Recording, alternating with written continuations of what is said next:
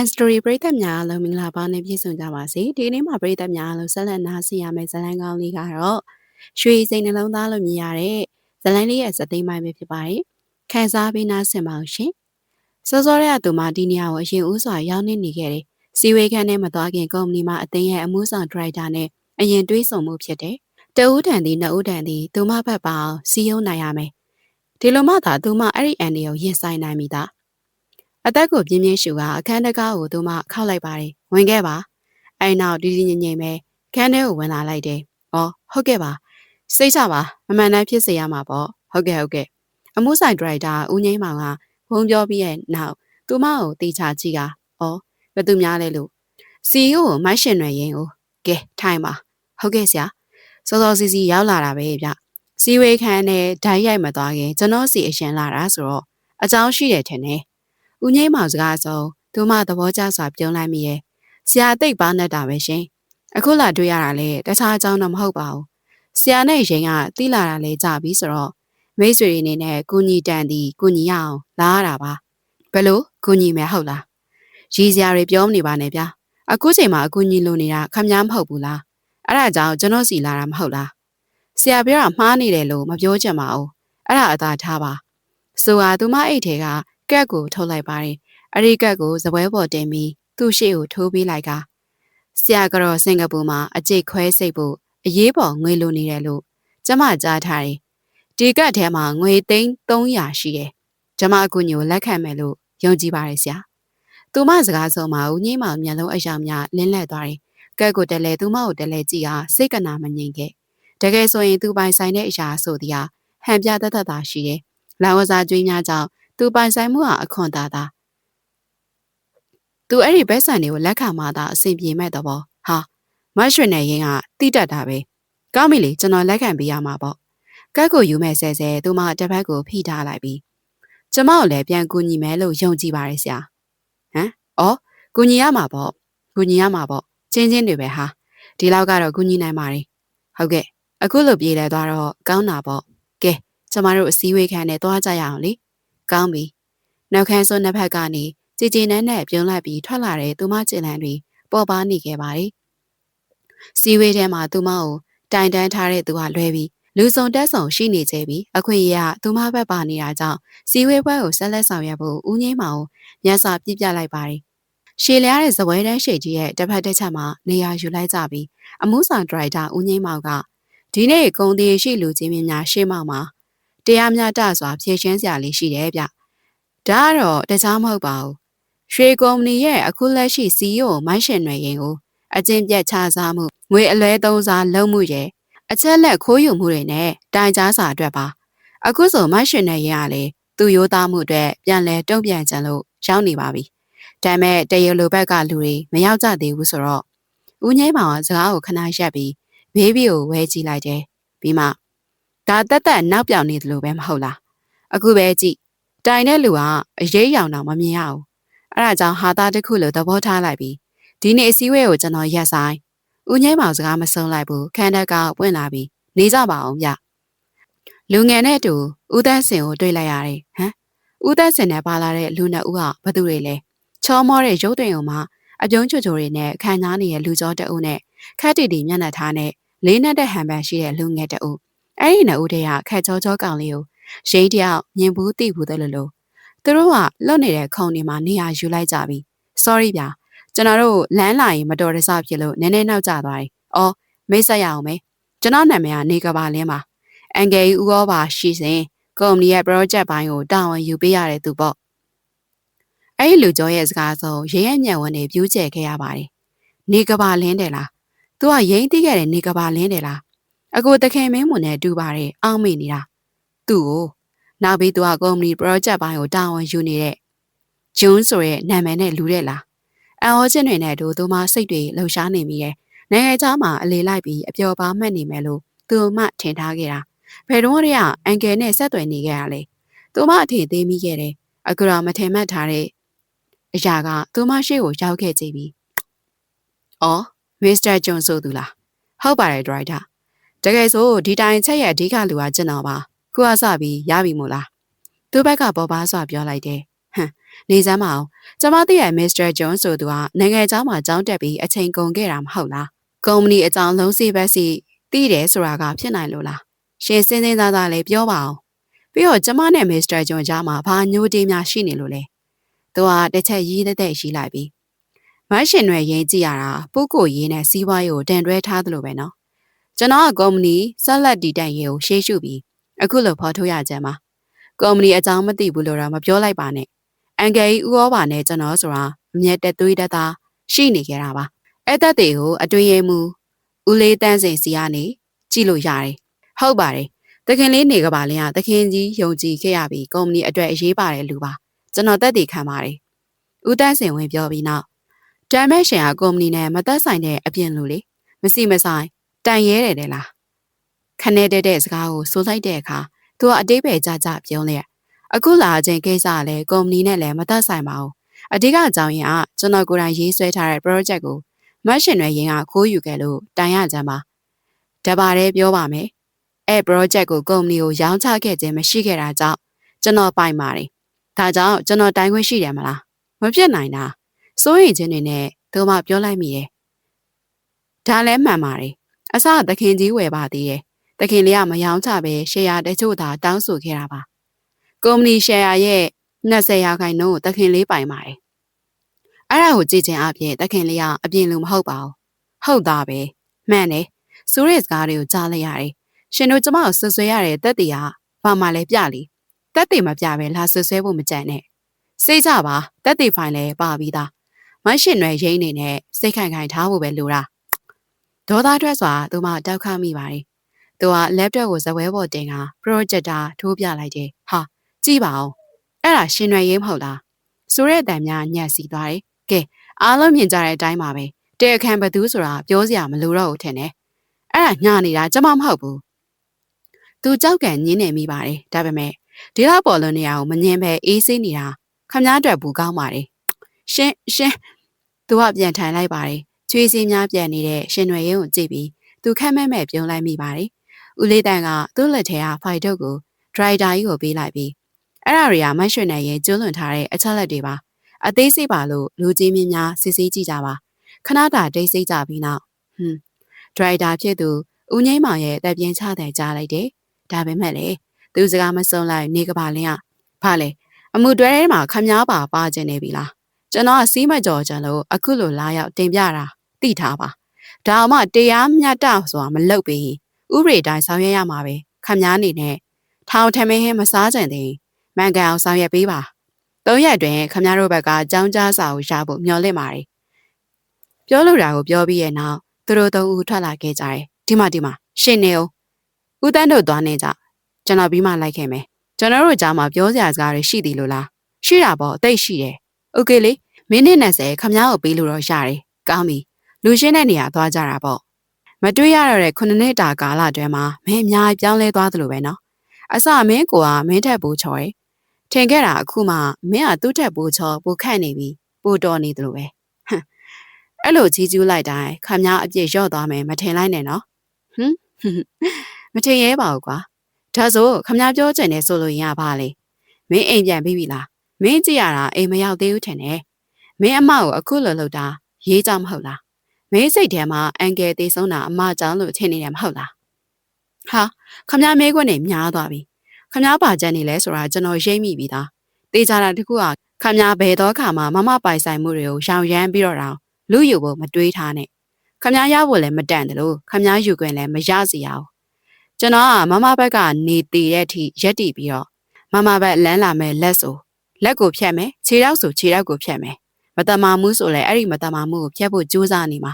ဒါအစပဲရှိသေးတယ် next one next two တွေလာအောင်မယ်ဆိုတာခမားယုံတာသူစကားအဆုံးရဲရဲ့မျက်ခုံးတွေပင့်တင်ပြီးပြောလိုက်တယ်မင်းစကားကိုရေးတာကြရင်တော့မင်းအပြောတွေကြွေစင်းမှသိကြတယ်ဝမ်းနေစရာကောင်းတာမင်းစကားကို तू မကြားတာပဲဒါမဲ့ငါဆိုတဲ့မိန်းမလည်းဘသူ6မကြောက်လို့ယနေ့ချိန်ထိရက်တီလာတာမင်းအခုလိုအလဲထိုးလို့ငါလဲပြို့သွားမယ်မထင်လိုက်နဲ့မင်းစကားအတိုင်းဒါအစပဲရှိသေးတယ်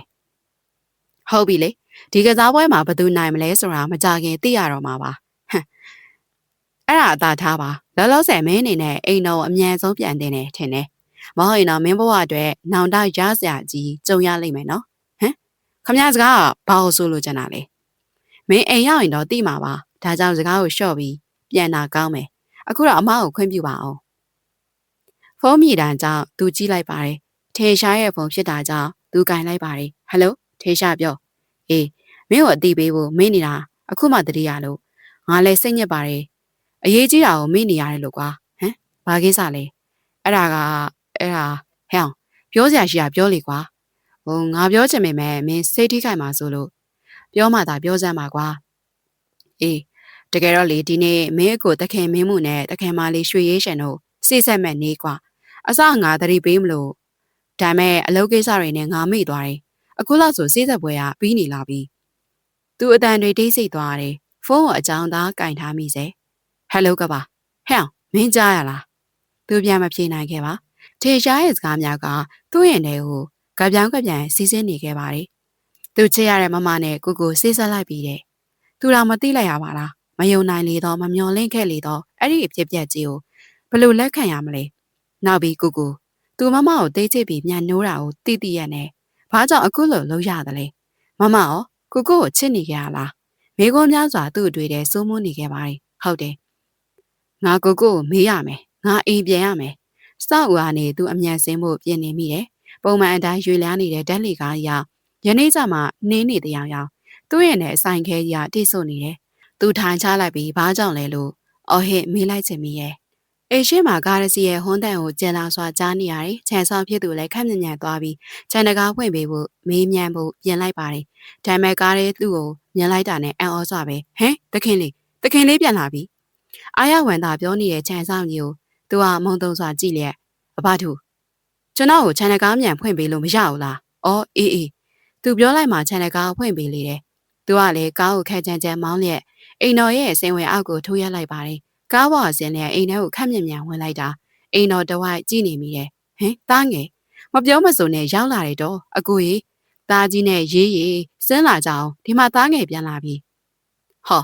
အဖေသားငယ်ပြန်လာပြီပဲကြည်စမ်းမအောင်အေးရကြီးရရှေးပြီးထွားလာလိုက်တာချောလာလိုက်တာဒက်ဒီကလည်းသူ့ပခုံးကိုပုတ်လျက်ဝမ်းသာအရာပြောနေတယ်ပြီးနောက်တီတီငိမ့်ငိမ့်နဲ့စင်းလာတဲ့ကိုနဲ့အပြုံးပန်းတွေဝေစားနေတဲ့မမကိုသူတွေးလိုက်ရပါတယ်အဲ့ဒီပုံရဲ့သူ့ရင်ထဲကနှလုံးသားကိုစိုးကင်ထားသလိုနာကျင်လွန်းလာပါတယ်သူဘာမှမပြောနိုင်သေးပဲအကြောင်သာငေးကြည့်နေမိတယ်မျက်ရည်သားတို့ရေဝမ်းလာတာကြောင့်မျက်တောင်ဖျားနဲ့ပုတ်ခတ်လိုက်မိတယ်အားလုံးကိုအံ့ဩစေချင်လို့ကျွန်တော်သတိမပေးပဲလာလိုက်တာပါဒယ်ဒီနဲ့မမီဟုတ်ပါဒယ်ဒီသားတကယ်ကောင်းပဲတကယ်အံ့ဩအောင်လုပ်နိုင်တယ်သားပြန်လာတာလေကောင်းတာပဲလေရောက်တော့ရောက်ခိုင်းနာနာနေအောင်သားတို့ဒယ်ဒီတို့ဝမ်းသာစရာစကားတခုပြောစရာရှိသေးတယ်ရဲမောစွာဒယ်ဒီကပြောပါတယ်သူကိုအားကြည့်လျက်ဒယ်ဒီပြောတဲ့ဝမ်းသာစရာဆိုတာကမမနဲ့ကိုစေးဆက်လိုက်ပြီးဆိုတဲ့သတင်းများလားဟမ်သားသိနေရလားဟမ်ဘာလဲသိစရာမလိုဘူးလို့တွေးထားကြလို့လားလေတန်တင်းစွာသူပြောလိုက်တာနဲ့ဒယ်ဒီမျက်နှာတီးသွားတယ်ကိုကမျက်နှာပြက်နေခဲ့တယ်သူ့ဟာအကြည့်လွဲသွားတယ်သူကတော့အကြည့်မပြတ်ခဲ့ဘူးသားငယ်ကိုကြည့်ရတာစေးဆက်မဲ့ကိစ္စမပြောပြထားလို့စိတ်ဆိုးနေရလားကွယ်ဒါကလေအလော်တကြီးဆိုတော့ရပါတယ်မမီတို့လှုပ်ချင်ရလှုပ်ပြီးသွားမှဘာမှဖြေရှင်းစရာမလိုကျွန်တော်ကဘာမှမဟုတ်တဲ့အကောင်ပဲလေဒါကြောင့်အတိပေးအလေးထားစရာမှမလိုတာဟုတ်တယ်မလားကိုညီမင်းစက်မပြောနဲ့တော့ဒီကိစ္စကိုရှင်းပြလို့ရတယ်ရှင်းပြမယ်ဆိုတာတဲ့ကျွန်တော်မေးမယ်မေးခွန်းတွေသာကိုဖြေဖို့ပြင်အခုကိုနဲ့အေးစိတ်စကားပြောချင်တယ်ကောင်းပြီမင်းငါးနောက်လိုက်ခဲ့အားလုံးကိုအကြောင်းသားငေးကြည့်လျက်အဲ့ဒီချိန်တွေကိုရေနားမလည်နိုင်ခဲ့ပါသူနဲ့ကိုစေးဆက်တာကိုဘာကကြိုးတိနေခဲ့တယ်လို့စိတ်ဆိုးဒေါသထွက်နေသေးရဲ့ဘာအတွက်ကြောင့်ဘာအခုလိုဒေါသတကြီးဖြစ်နေတာလဲဘာဒေါသထွက်ခြင်းကိုရေးအနေနဲ့ပထမဆုံးညင်ဘူးချက်မှာရေးသိထားတဲ့နေကဘာလင်းဆိုသူကအမြဲပြက်ပြောနေတတ်ပြီးပြုံးရင်နေတတ်သူမဟုတ်ပါလားအခုမှပြေးသိကြတာဘာတယောက်အခုကိစ္စနဲ့ပတ်သက်ပြီးရေးကိုလည်းစိတ်ဆိုးနေရမယ်သူကိုဟာတေချာစိုက်ကြည့်နေမိတယ်ကိုကအကြည့်လွယ်လို့တက်ပြင်းခက်တဲ့ချနေတယ်သူ့အားပြန်ကြည့်ပြီးကိုရေးနဲ့စေးဆက်တယ်ဆိုတာကမိဘတွေရဲ့ဆန္ဒရပဲအဲ့ဒါကိုညီတိထားစေချင်တယ်မိဘတွေကိုဆွဲမထည့်နဲ့ကိုအကြောင်းညီအတိဆုံးဆိုတာမမေ့လိုက်နဲ့ကိုအတွက်အကျိုးမရှိတဲ့အရာဆိုရောင်လို့တော့လှဲမကြည့်တတ်တဲ့လူစားမဟုတ်လားအခုတော့ညင်းပယ်မရှိလက်ခံလိုက်တယ်ဆိုတော့ဘာလဲကိုအရန်မုန်းပါတယ်ဆိုရင်မမကိုချစ်နေမိပြီလား ညီစကားကြောင့်သူ့စိတ်တွေလှုပ်ရှားသွားရပါတယ်ခမ်းမြန်ပဲမဟုတ်တာတွေရှောက်မပြောနဲ့ညီကိုကဘာကိစ္စရေးကိုချစ်ရမှာလဲရေးဆိုတာကိုအတွက်တော့ညမတယောက်လိုပဲအခုလည်းမိဘတွေကြောင့်ပါလို့ကိုပြောခဲ့ပြီးပြီလေ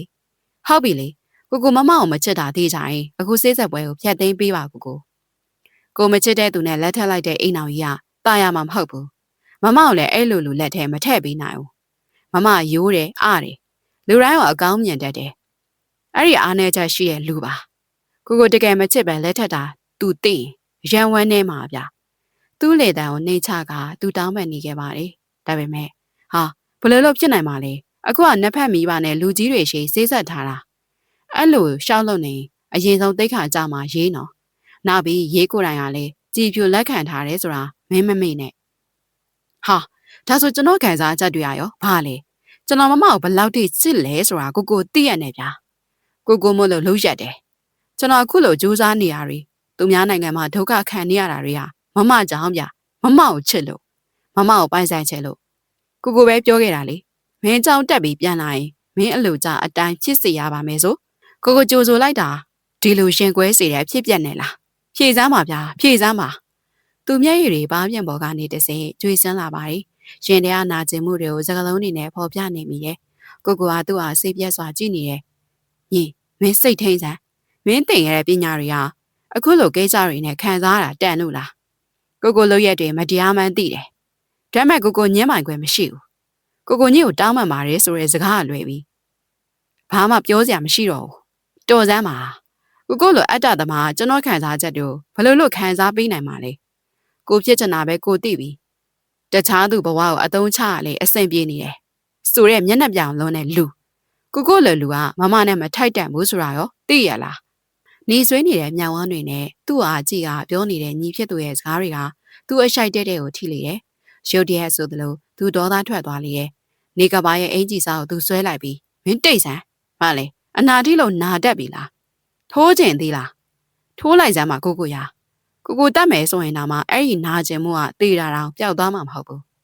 ကျွန်တော်စိတ်ဝိညာဉ်တည်မြဲနေသည်မမကိုချစ်တဲ့အချက်နဲ့အတူရှိနေအောင်မှသိလားသူ့လက်တွေဖြီရောလိုက်ပါတယ်ညီဖြစ်သူကိုကြောပေးလျက်မင်းငါမျက်စိကထွက်သွားလိုက်တော့ငါမင်းနဲ့ပြောစရာအကြောင်းမရှိဘူးတွားမှာပါကျွန်တော်ကလည်းဒီမှာစက်နေကြတာမဟုတ်ဘူးဟေးတခုတော့ပြောခဲ့မယ်မမသာဘသူနဲ့ယူကျွန်တော်ကဂယုစိုက်မဲ့ကောင်မဟုတ်ဘူးအဲ့လိုပဲမမကိုစိတ်ဆင်းရအောင်လုပ်တဲ့သူမှန်သမျှခွင့်လွတ်မှာမဟုတ်ဘူးအဲ့ဒီချိန်ကျရင်ညီကိုတန်ဩစင်ဆိုပြီးစာနာလိမ့်မယ်မထင်လိုက်နဲ့ရင်းနဲ့ရှိသလားပောက်ကွဲပြစ်ပြီးနောက်အခန်းထဲကားကိုဆွဲဖွင့်လိုက်တယ်ဟမ်မမမျက်ရည်တွေနဲ့မမကိုသူတွေးလိုက်ရတယ်မမဘယ်ချိန်တည်းကရောက်နေခဲ့ရလဲသူကစိုးရိမ်တဲ့ကြီးနဲ့မမအားကြည့်လျက်မမဘားပြင်ထဲကမျက်ရည်တွေကိုသူတုပ်ပြီးမိရဲ့မမဘာလို့ငိုနေရလဲဗျာဝမ်းနေစွာသူပြောနေမိရဲ့မမသူ့အားမော့ကြည့်ပြီး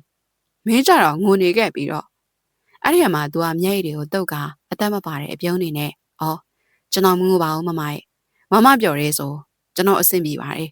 မမအမြဲတမ်းပြုံးနေတာကိုပဲမြင်ကျင်တဲ့ကောင်ပါဗျကျွန်တော်သွားတော့မယ်ဗျာမမကိုသူကြောခိုင်းကထွက်သွားမိရဲ့အသက်ရှူရတာမွန်းကျက်နေတယ်နှလုံးသားတစ်ခုလုံးနာကျင်နေရကြောင်းသူ့ရဲ့မတ်တွေကိုလက်တစ်ဖက်နဲ့ဖိထားမိတယ်မျက်ရည်တွေကလည်းအတားစီးမဲ့စွာစီးကြလျက်ဘာမမစကားတွေကလည်းလဲဝါမှာတေးဆိုနေတယ်ဘာငိုနေရကိုမြင်လိုက်ရတယ်ဘာရဲ့ရင်တွင်းစကားတွေကိုရေနားနဲ့ဆက်ဆက်ကြားလိုက်ရတယ်ရေရဲ့စိတ်တွေထူပူနေမိပါတယ်ဝမ်းနဲ့တလလို့နှမျောတတစွာဘာပုံရိပ်လေးကိုငေးကြည့်နေမိရဲ့ဘာကြောင့်ဘာခံစားချက်တွေကိုမသိခဲ့ရတာလေအခုတော့သူမကြောင့်ဘာနာကျင်ခဲ့ရပြီဒီလိုဖြစ်မှန်သိခဲ့ရင်စိစက်ဖို့ကိုညှင်းဆန်ခဲ့ပါတယ်အခုတော့ဘာရဲ့မမတောင်းပန်ပါတယ်ဗရင်ပေါက်ကနေအပြင်ဘက်စီကိုသူငေးကြည့်ရင်နဲ့တက်ပြင်းချနေမိသည်ဟာထက်ခါတလဲလေအကြောင်းမဲ့စွာနှုတ်ခမ်းစာကိုဖိကြိုက်ထားမိရဲ့ဘာတွေတွေးညာလဲကိုသူ့လက်မောင်းကိုလှုပ်ရမ်းကမေးလာတဲ့အတန်ရှင်ကြောင့်အသေးစိတ်တို့ပြန်ကတ်သွားတယ်အပြူရောင်အဝတ်ပိုင်းလေးကိုလှပတဲ့ကောက်ချောင်းကြီးအပေါ်မပေါ်ယုံတမဲဖုံးထားပြီးသူ့အားမိနွဲလာတဲ့ရင်းကိုသူအားကြည့်ပြောမင်းဝတ်စားတွေပြန်ဝတ်လိုက်ပါလားကိုမင်းနဲ့အေးဆေးစကားပြောစရာတွေရှိတယ်ဘာလို့လဲအကူကလည်းအရင်တည်းကဒီလိုပဲနေလာကြတာ။ခုမှအကဲပို့ပြန်ပြီ။အခုရင်းရလေအရန်တော်လုံးနဲ့အကူကိုစူးချတဲ့အနေနဲ့ပြုစုပေးချင်လို့ပါ။ရင်းတယောက်သူ့ရဲ့လက်မောင်းတွေကိုပုတ်တက်ပြီးတော့ချွဲနှဲစွာပြောလေတယ် သူကမျက်မှောင်ကျုပ်ကြည့်လိုက်ပြီးရှင်ရွှေရင်မင်းငါစကားနားမထောင်ပေးနိုင်ဘူးလားပြောအကိုရင်းကိုအော်လိုက်တာလားရင်အရန်ဝမ်းနဲ့တက်တာသိရတာနဲ့အကိုမို့လို့ဟွန်းကို့ကိုမရေစမ်းပါနဲ့ရင်းရအခုစိတ်ညစ်နေတာနော်ဟုတ်ပါပြီစိတ်ညစ်ရတဲ့အကြောင်းကိုပြောပါအောင်အကိုနဲ့ရေစိတ်ဆက်တာကိုညီလေးသိသွားပြီဟင်ဟုတ်လား तू အဲ့လောက်မြန်မြန်ပြန်သွားလိမ့်မယ်မထင်ထားဘူးသူမသဘောကျစွာပြုံးမိပါတယ်ရင်းစကားကဘာသဘောလဲညီနဲ့တွေ့ပြီလားဆိုပါတော့ရန်ကုန်မှာတော့မဟုတ်ဘူးပြင်ဦးလယ်မှာတွေ့ခဲ့တာကဘာသူ့ project ခိုးယူမှုနဲ့တောင်ရင်းကိုကုမ္ပဏီများအသင်းမှာစွဲချက်တင်သွားသေးတယ်ပြီးတော့ချင်းချောက်လိုက်တာမှဖြစ်လေ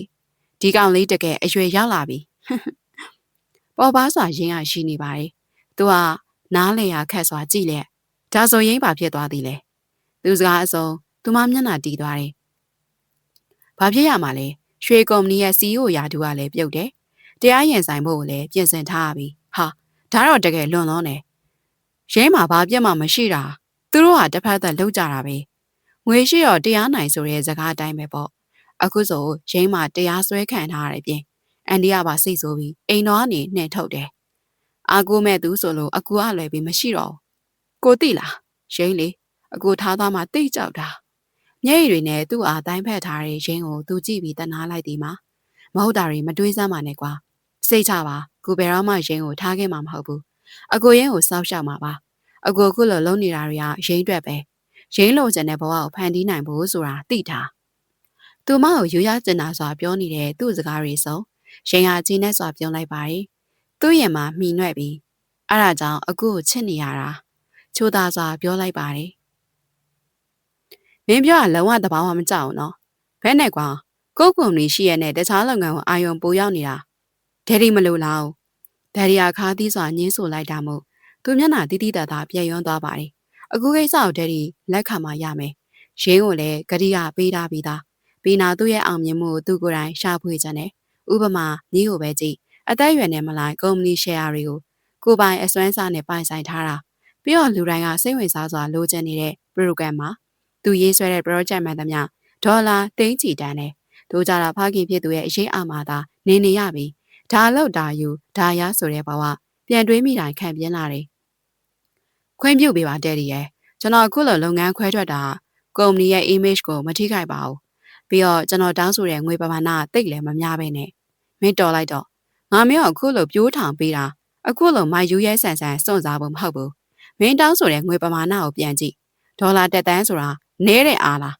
မင်းမသာမင်းကုမ္ပဏီကိုဥဆောင်ပြီးအေးလူနေပါလားကွာတားငယ်ကလည်းကုမ္ပဏီကိုစိတ်ဝင်စားတာမဟုတ်ဘူးမင်းလိမ်မာရင်မင်းအတွက်ကြည့်ပဲဒါကိုဘာလို့ဆက်ပြီးတော့ခေါင်းမာနေရတာလဲတခင်မင်းမူဒက်ဒီစကားကြောင့်သူအန်ကျိတ်ထားမိရဲ့ခေါင်းငုံနဲ့ညီကကုမ္ပဏီကိုဘယ်စိတ်ဝင်စားပါမလဲသူရဲ့လစဉ်ဝင်ငွေဟာဒက်ဒီကုမ္ပဏီရဲ့အမျက်စွန်းထက်ပိုများတာကိုကျွန်တော်ကသာလင်းလင်းမမနေပြီးဒက်ဒီကိုဝိုင်းကူခဲ့တာပါနိုင်ငံခြားသွားကျင်တာတော့မသွားခဲ့ပဲဒက်ဒီပြောသမျှနာခံခဲ့တယ်သားပါဗျအဲမျက်နှာကိုထောက်ထားပြီးတော့ဒက်ဒီသားကိုယုံကြည်ပေးတင်တယ်အော်ငါသားလေးတော်လာပါတယ်ထဲနေတာမိသားစုပေါ်မှာတော့မှမင်းလောဘထားတတ်နေပြီပေါ့မဟုတ်ဘူးဒက်ဒီကျွန်တော်ပြောတာအဲ့တဘောမဟုတ်ဘူးမင်းသွားတော့ငါရှိရတယ်မင်းထွက်သွားတော့ဒေါသတန်တွေကအိမ်တော်တစ်ခုလုံးကိုဖုံးလန်းသွားပါတယ်သူဒီလည်းစိတ်ညစ်ညစ်နဲ့အိမ်တော်တွဲမှာထွက်လာတယ်ဟမ်စိတ်လျှော့ပါကိုရဲ့ဒါရငယ်တော့တဲ့ရွယ်မှာမဟုတ်တာသူအခုလိုပြောတယ်ဆိုတာကမိသားစုစီးပွားရေးကိုချဲ့ထွင်ချင်လို့နေမှာပါငါသားကြောင့်ငါအသိဆုံးသူကမိဘစကားကိုတတွေမသိနားထောင်နေကြပါခုကြမှာမဟုတ်မဟက်တွေလာပြောနေလို့စိတ်တူနေမိတာစမ်းစာတွေးခေါ်နိုင်တယ်ဥဆောင်နိုင်တယ်ဆိုတဲ့အထင်နဲ့လုပ်ငန်းတွေကိုလွှဲထားခဲ့တယ်အဲ့လိုပဲအကိုကြီးဩဘာရဲ့တမီလေးနဲ့လက်ဆက်ပေးတယ်ဆိုတာကလေအကိုကြီးလုပ်ငန်းတွေကိုထိမ့်သိမ့်မယ်ထင်ခဲ့လို့အခုတော့ကွာဘယ်သူတွေဘယ်လိုမြောက်ပေးနေလဲမသိဘူးပြီးတော့သားကြီးကသူများစကားနားယောင်တတ်တာမင်းသိဆုံးခင်မုန်းပြတ်သူစကားကိုနှုတ်ဆိတ်စွာနားထောင်နေလိုက်တယ်ပြီးတော့ရှိသေးတယ်အငဲကောင်မိဘတွေကိုမပြောမဆိုနဲ့နိုင်ငံသားကိုပြန်သွားပြန်ပြီနှစ်ယောက်လုံးအချိုးကိုမပြေဘူးကြည့်ရတာညီကိုနှစ်ယောက်စကားများထားကြတယ်ထင်တယ်မဟုတ်တော့ပါအကူကလေသားငယ်ကသူ့လုပ်ငန်းတွေအတွက်ပြန်သွားတာပါသူမအနေနဲ့သားတွေဘက်မှာကူပြောပေးနေမိပါတယ်အမှန်ဆိုရင်သားတွေအတွက်စီအေးကြံတယ်ခုတလောသားကြီးအပြုတ်မှုတွေထူးဆန်းနေတာကိုသတိထားမိပါတယ်ရင်းပြောသားပဲအကိုဖေဖေကညံ့မာသေးကြပါတယ်ဆိုအခုတော့ကောင်းရောအကိုစဉ်းစားရမှာကမိဘစကားနားထောင်ပြီးသားလိမ်မာဖြစ်ဆက်နေမှာလားအဲ့လိုမှမဟုတ်ပဲစ စွန်စားစရာရှိတာစွန့်စားပြီးကြီးကြီးတဲ့ချမ်းသာတဲ့အောင်မြင်တဲ့သူလုံးမလားဆိုတာရွေးချယ်တဲ့နေပြီရင်းစကားဆုံးသူခဏတာတွေ့ဝင်နေပြီမျက်မှောင်ကျုပ်ကတပြင်းချမိရဲ့အကိုရဲ့အဓိကရွေချက်ကိုရင်းသိရတာနဲ့ရွေးနေကြမလို့ပါဘူးဒါမဲ့ကိုလို့ရဲ့ကြောင့်ဒက်ဒီစိတ်စည်းရဲပြီးတော့ကို့ကိုမုန်းမှမလို့လားရင်းကခက်ပြုံးပြုံးမျက်နှာထားနဲ့သူနားဝင်ထိုင်ကမိဘဆိုတာတော့စိတ်ဆိုးလဲခဏပါအကိုသာအောင်မြင်သွားကြည့်သူကငါသားပါဆိုပြီးအကိုလက်ဆွဲပြီးတော့ကြွားကျင်ကြတာကြည်ပဲအဲ့ဒါတွေကိုစိုးရင်မနေပါနဲ့ရင်းပြောတာမှန်ပါတယ်အခုလက်ရှိပြဿနာရင်းနှီးထားမဲ့ငွေအားပဲဒယ်ဒီကလည်းလက်မခံတော့အဲ့ငွေတွေကိုဘယ်လိုရှာရမလဲရင်းမှရှိတဲ့ငွေရဲ့အကိုမှရှိတဲ့ငွေပေါင်းရင်တဝက်မရှိသေးဘူးဒါများတွေးပူမနေပါနဲ့ရင်းတို့ရဲ့ဝက်ဖဲထုတ်သုံးလိုက်ရုံပဲ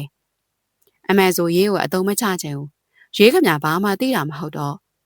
ကိုပို့ပြီးနေရခက်တယ်ခုတောင်စဉ်းစားနေတာအချက်မပါတဲ့စိစက်ပွဲကိုအနေနဲ့ဖြတ်သိမ်းပြတ်မလားလို့အဲ့ဒါဘာစကားလဲကိုစုံးထိသွားဖို့ရွေထားပြီးမှလက်လျှော့ချင်နေတယ်လားစဉ်းစားစားလေးပြောပါကိုအကိုကိုရင်းယုံကြည်ထားလို့ရင်းရဲ့လက်ရှိအခြေအနေကိုတောင်စွန့်လွတ်ထားတာအကိုပြောတော့ရင်းပိုင်ဆိုင်မှုတွေပြန်ယူပေးပါဆိုဘာလဲရေးကိုတန်ရောစင်ရှိနေပြီလားဟာမဟုတ်တာရင်းရအကိုမှအဲ့လိုစိတ်မရှိဘူးအကိုဟာဒီတိုင်းသူစကားကိုဖြတ်ပြီးဘာမှတွေးဝေစရာကိုမရှိတာကိုပြည့်စီကိုပြန်ယူရဲပဲရင်းရတော့မှတ်တယ်အကိုလည်းအဲ့လိုသဘောထားလိုက်ဒါဆိုပွဲပြီးပြီတခုပဲအဲ့ငတ်တုံးမှအကိုစကားဆိုတိတ်ယုံတာအကွာသူ့ပေါ်နည်းနည်းကောင်းပြပြီးချိုပြပေးလိုက်ရင်းပြောတာသဘောပေါက်ပါရဲ့နော်အဲ့မှာကိုစူးစမ်းကြည့်မယ်အဲ့ဒီမှာရေးရဲ့မျက်နှာပြုံးရှင်သွားပြီးသူ့ပခုံးကိုမိနွဲ့လို့အကိုလုံးနိုင်မယ်ဆိုတာရင်းသိပြီးသားချိုးသားစွာပြောလိုက်ပါတယ်ကိုပါလားဘာကိစ္စရှိလို့လဲရင်းနဲ့ကိုကြားမှာကိစ္စရှိမှတွေ့ရမှာလားဟာအဲ့လိုသဘောမျိုးမဟုတ်ပါဘူးပုံမှန်ဆိုကိုကအကြောင်းမရှိပဲရေးကိုအဖက်လုပ်လို့မရှိဘူးလေအရင်တော့ကတော့ဟုတ်တယ်ဒါပေမဲ့အခုလက်ရှိကမတူဘူးလေကိုနဲ့ရေကသစိမ့်တွေမှမဟုတ်ကြတာမကြခင်ဇနီးမောင်နဲ့ဖြစ်လာတော့မှအဲ့ဒီတော့ကိုရဲ့ဇနီးလောင်းလျာလေးကိုကျန်နာစွာဆက်ဆံပေးရမှာပေါ့ပြောင်ပြောင်ရွှင်ရွှင်ပြောလာတဲ့စကားတွေကိုနားလည်ရခက်စွာရေအကြောင်သားငေးကြည့်နေမိရဲ့တခါမှမချိုးတာဘူးတဲ့ကိုကအဲ့ဒီစကားတွေကိုဂုံယုံဝင်ကြွားစွာပြောနေပါတယ်ရေအိမ်မက်မှတ်နေသည်လားဒါမှမဟုတ်ကိုစေးမတောက်လာမိသလားအဲ့ဒီတော့ကိုပြောချင်တာကဘာလဲအဲ့ဒီစကားကိုအခုလိုမတ်တက်ရက်ပြီးဖြစ်တယ်လို့ကိုမပြောချင်ဘူးကိုတို့ဆိုင်ထိုင်ရအောင်ရေးသဘောကျလောက်မယ်ဆိုင်လေးကိုတွေ့ထားတယ်ဟုတ်ကဲ့ကိုခဏစောင့်ပေးပါလားရေးဝစားလဲလိုက်အောင်မယ်အင်းပါကိုစောင့်နေမယ်ဖះကြီးဒီအချိန်နေရဘာကြီးလဲဒီလိုရေးတွေးမိလဲကြက်သိန်းထမိပါတယ်အခုချိန်နေကိုရေးသဘောကျနေမိရဲ့တကယ်ဆိုအားလုံးနဲ့အဆင်ပြေချင်မိရဲ့ဘလို့လဲဒီဆိုင်လေးကိုသဘောကျရဲ့လားအရန်သဘောကျတယ်အေးစစ်စစ်နဲ့တတောင်းတတာရှိရဲ့ဒီနေရာလေးမှာစာထိုင်ဖတ်ရရင်သိကောင်းပါပဲရေးသဘောကျတယ်ဆိုနောက်ခါရေးသွားခြင်းကိုပြောလေကိုလိုက်ပို့ပေးမယ်ကိုကအမြဲလှုပ်ရှုပ်နေတဲ့ဟာကိုရေးမပူစားပါဘူးအခုလည်းတကူတကလိုက်ပို့ပေးနေရတဲ့ကျေးဇူးတင်လာပါပြီသစိမ့်တွေမှာမဟုတ်တာရေးရဲ့ကျေးဇူးစကားပြောစရာမလိုပါဘူးကွာအဲ့ဒီစာရေးကကိုအပေါ်စိတ်ရင်းမှန်နဲ့ရှိနေပင်ရပြီရေကလူတိုင်းပေါ်စိတ်ရင်းမှန်နဲ့ဆက်ဆံပေးနေကြပါအဲ့အတွက်မပူပါနဲ့ကိုတိလားအခုလိုကိုနဲ့ပြပြလဲလဲဖြစ်နေတဲ့အခိုက်အတန့်လေးကိုရေရမ်းသဘောကျတယ်ကိုရေးပေါ်ကောင်းကောင်းမွန်မွန်ဆက်ဆံပေးရအောင်ဘာသာသိရင်တော့ပြောနေမှာသိကြပဲစိတ်ထဲရှိတဲ့အတိုင်းပြောပြုံးနေရှာတဲ့ရေးကိုကြည့်ပြီးသူမျက်နှာတည်သွားပါလေပြီးမှဟန်ဆောင်ပြုံးပြီးဟုတ်မှာပေါ့ဒါမဲ့ညီကိုနဲ့ရေးစေးဆက်တာကိုသဘောကျတာမဟုတ်ဘူးရေးပြောသလိုဖြစ်မဲ့စားမနာလိုတွေဖြစ်ပြီးတော့နောက်ဆက်နေမှာဖြစ်အဲ့ဒါတော့ကိုလူခဲခံမသွားပြီဘာမှအဲ့လိုစိတ်ပုတ်စိတ်ယုံမရှိပါဘူးဒီကောင်လေးအကြောင်းရေးကောင်းကောင်းတည်တယ်ရေးပြော်နေသူကျင်းတဲ့နေမှာသိကြပဲပြီးတော့ဘာကိုအဲ့လိုမပြောနဲ့ရေးမကြိုက်ဘူးကစတာပါကွာကိုညီပဲသူ့အကြောင်းကောင်းကောင်းသိတာပေါ့ပြီးတော့ပြောရအောင်မယ်ရေးရဲ့စိတ်ထဲမှာကိုကလွယ်ပြီးတခြားသူတွေရှိနေမှာကိုမလို့လားဒါမဖြစ်နိုင်ပါဘူးကိုနဲ့ထက်တူရေးစိတ်ထဲမှာထည့်ထားတဲ့လူတွေရှိနေသေးတယ်မေမေရဲ့ရေးရဲ့ကိုတို့မိသားစုအားလုံးကရေးအတွက်အရေးကြီးရဲ့ကိုပြောတာအဲ့လိုမျိုးမဟုတ်ဘူးလေကိုဆိုလိုတာကသစိမ်းကိုပြောတာရေးရဲ့နှလုံးသားမှာကိုအတွက်ပဲရှိစေချင်တာတခြားယောက်ျားလေးတယောက်ပေါ့ဆက်ရောက်နေတာကိုမလို့လားကလည်းပြီးရေးပဲသူ့အမမချစ်ရဘူးရေးရတယ်ကိုရ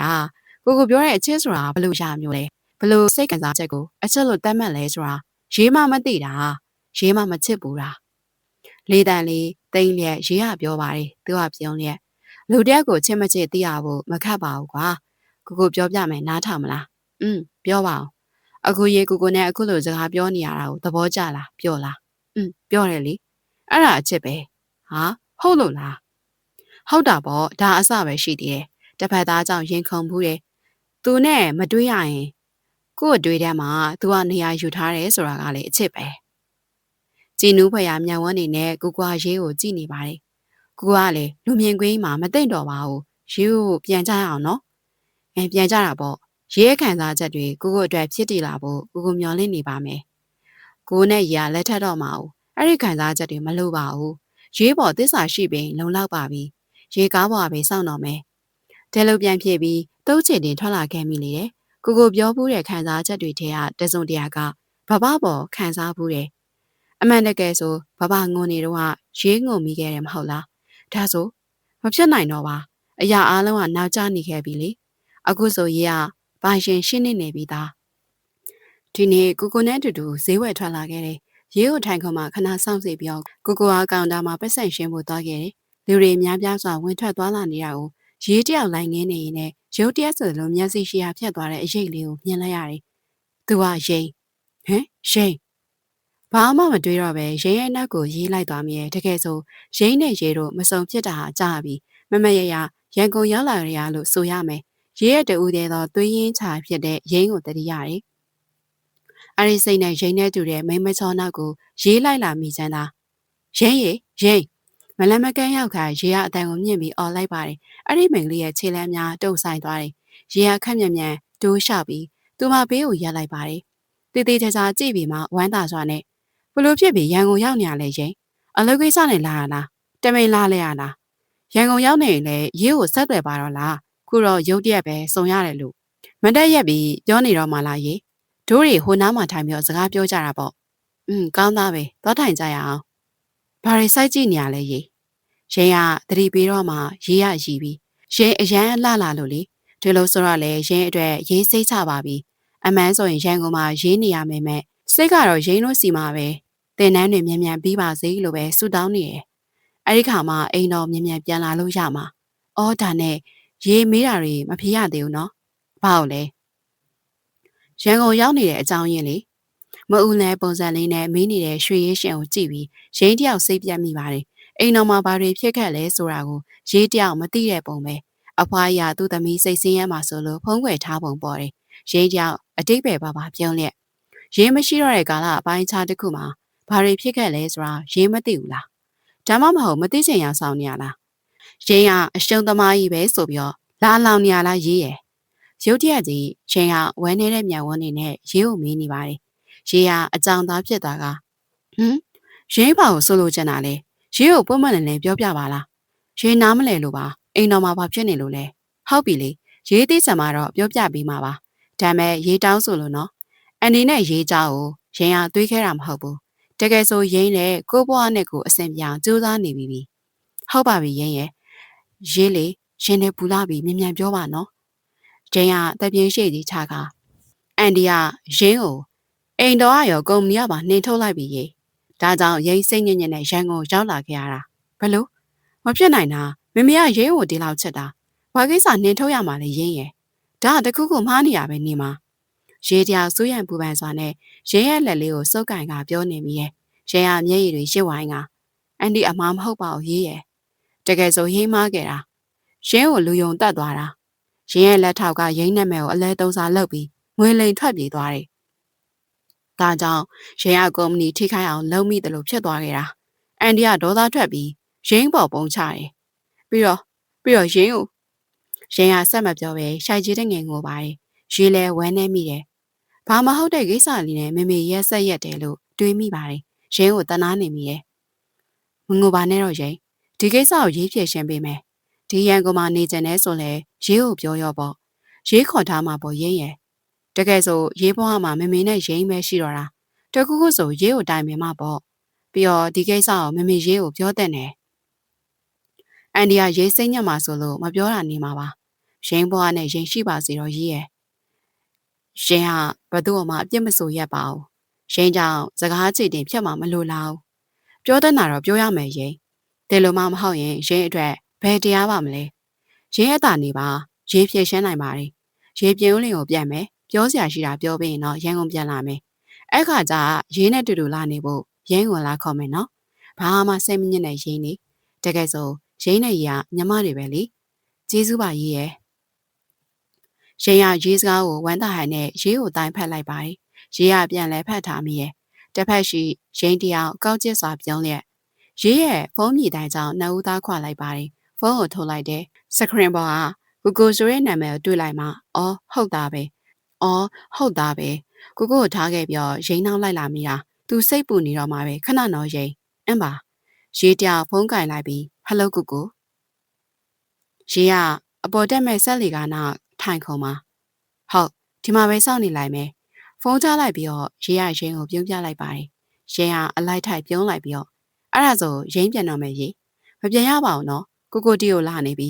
ကိုကိုနဲ့တွေ့သွားအောင်ပါပေါ့ပြီးတော့ရင်းနေတဲ့ဟိုတယ်ကိုပြန်လိုက်ပို့ပြီးမယ်ရပါတယ်ရေးရဲ့ရင်းပါသာမငင်းနဲ့တော့ရင်းရဲ့အင်းပါရေးသဘောအဲ့ဒီကမှရေးတယောက်သဘောကျသွားတယ်ရေး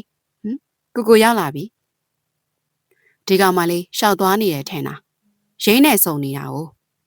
ဟုတ်တယ်ကိုကိုရင်းကိုတွေ့လို့လိုက်သွားမိတာအင်းပါရော့ရေကမ်းမုံအရေးပြောကုန်တော့မယ်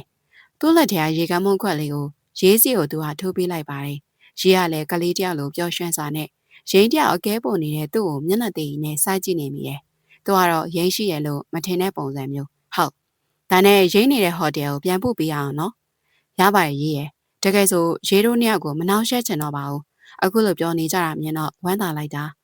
အချင်းချင်းတွေပဲရင်းရဲ့နောက်ရက်တယ်လို့မပြောနိုင်ပါဘူးရင်းနဲ့ကိုကိုကြားမှာစေးဆက်ထားရဲဆိုတာလွယ်ပြီးဘာမှမပြောင်းလဲပါဘူးဟုတ်တာပဲရေးစိတ်မကောင်းအောင်မလုပ်ပါနဲ့ဒေါ်တာတနေ့ကုန်စူပုတ်နေလိမ့်မယ်သူကရေမောပြီးပြောပါတယ်ရေးကမျက်စောင်းလေးပြစ်ထိုးတယ်ရင်းကတော့မရေမိပါနောက်ဆုံးမငန်းတော့ပဲသူတို့နှစ်ဦးနဲ့အတူတူစန်တာမှထွက်လာခဲ့တယ်သွားကြရအောင်သူကနင်းလို့ပဲအပြုံးနေနဲ့ရေးကိုလက်ကမ်းပြီးပါတယ်ရေးကအလိုက်ထိုက်ပြန်လဲစုပ်ကန်လိုက်တဲ့မြင်ကွင်းကရဲရဲ့နှလုံးသားကိုနှာကျင်စေတယ်နှစ်ယောက်သာရိတ်ရှိမှထားထွက်သွားတယ်အန်ကိုဒီနေ့ကြိတ်လျက်လက်သီးဆုံမိရဲ့အခုဘာတွေရှောက်လို့နေရလဲဒီလိုတွေးမိပါတယ်လူချင်းမင်းခေါ်ဆိုနေတော့ဖုန်းမှာမအားသေးပါရှင်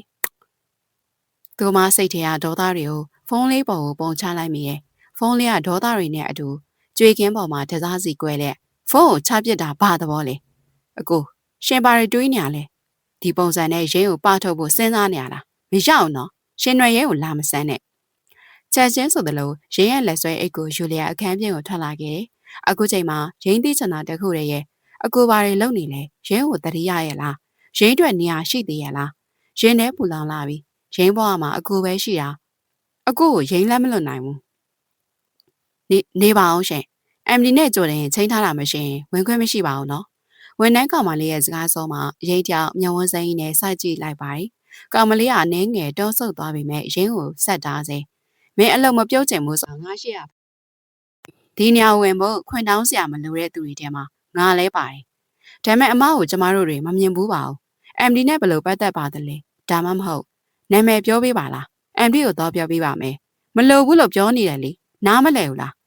ငါဘာတူလဲအမ်ဒီနဲ့ဘယ်လိုပတ်သက်လဲဆိုတာနင်တို့သိချင်မှာတော့ပြောပြလိုက်မယ်ငါနာမည်ကရှင်ရွယ်ရေးအမ်ဒီတခင်မင်းမူကငါရဲ့ရင်းစကားမဆုံးလိုက်ပါခန်းလက်ကရုတ်တရက်ပွင့်လာပြီသူကငါညက်မှာပါဟာအမ်ဒီအားလုံးကသူ့ကိုတွေ့ရနေတော့ကြတယ်ဖြေလိုက်တဲ့သူ့စကားကိုရင်းတယောက်မယုံနိုင်အောင်ဖြစ်နေပြီရဲ့သူ့ညမတယ်လားပြီးနောက်ရင်းရဲ့လက်ကိုဆွဲပြီးသူ့အခန်းထဲဝင်စီခဲ့တယ်အမ်ဒီမှာညမရှိတယ်မကြားမိပါဘူးရှူလဲမတူကြအောင်နော်ဒါမဲ့တော်တော်ချောတယ်ကြည့်ရတာဘင်္ဂလားမောင်နှမနေမှာပေါ့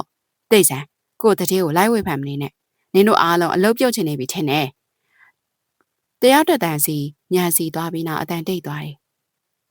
မင်းဒါပါလောက်တာလဲရှင်ကိုကုမ္ပဏီကိုမလာပါနဲ့လို့ပြောထားရတယ်ကွာအခုတော့ပြောစရာဖြစ်ကုန်ပြီငါသာအချိန်မီမတားနိုင်ရင်ဖြစ်လာမဲ့အကျိုးဆက်တွေမတွေးရဲစရာပဲငါတိတ်ခါတွေရေစုံများအောင်လှုပ်ချင်နေရလားရိတ်ဒေါသတွေထွက်နေတဲ့သူ့ပုံစံကိုကြည့်ပြီးရင်းအံ့ဩနေမိရဲ့ကိုရမ်းပြောင်းလဲသွားပြီမတွေးရတာတလအတွင်းဒီလောက်ထိဖြစ်သွားပြီလားအကိုစိတ်ကိုရင်းမသိဘူးမထင်လိုက်နဲ့နော်အကိုဘာတွေတွေးနေလဲဆိုတာရင်းသိတယ် ကိုရဲကိုပါထုတ်ချင်နေရမဟုတ်လားမြန်ဝိတ်နေမှာမျက်ရည်စားတို့ရေဝိုင်းလက်ရိမ်မင်းနေမိရဲ့သူကစူးစူးရဲရဲကြည့်လေမင်းမဟုတ်တာတွေမပြောနိုင်ချင်းတကယ်ဆိုအကိုချင်တွေကိုမင်းသိရနဲ့အကိုနဲ့ပတ်သက်မှုဒီလိုလက်လွတ်စပဲပြောစရာမလိုဘူးလေပြောရမှာပဲကိုလိုရက်တွေကိုရိမ်နားမလည်နိုင်တော့ဘူးသိလားဘာလဲအကိုရေးပေါ်အကိုခံစားချက်တွေပို့နေပြီမဟုတ်လားဒါကြောင့်ရင်းကိုအကိုဖယ်ထုတ်ချင်နေရမဟုတ်လားမစီမဆိုင်တာတွေတိတ်မပြောနဲ့ဒီလိုလုပ်ဖို့မင်းကိုယ်တိုင်ရွေးချယ်ပေးခဲ့တာမဟုတ်လားငါမင်းခိုင်းတဲ့အတိုင်းလုပ်ရုံပဲ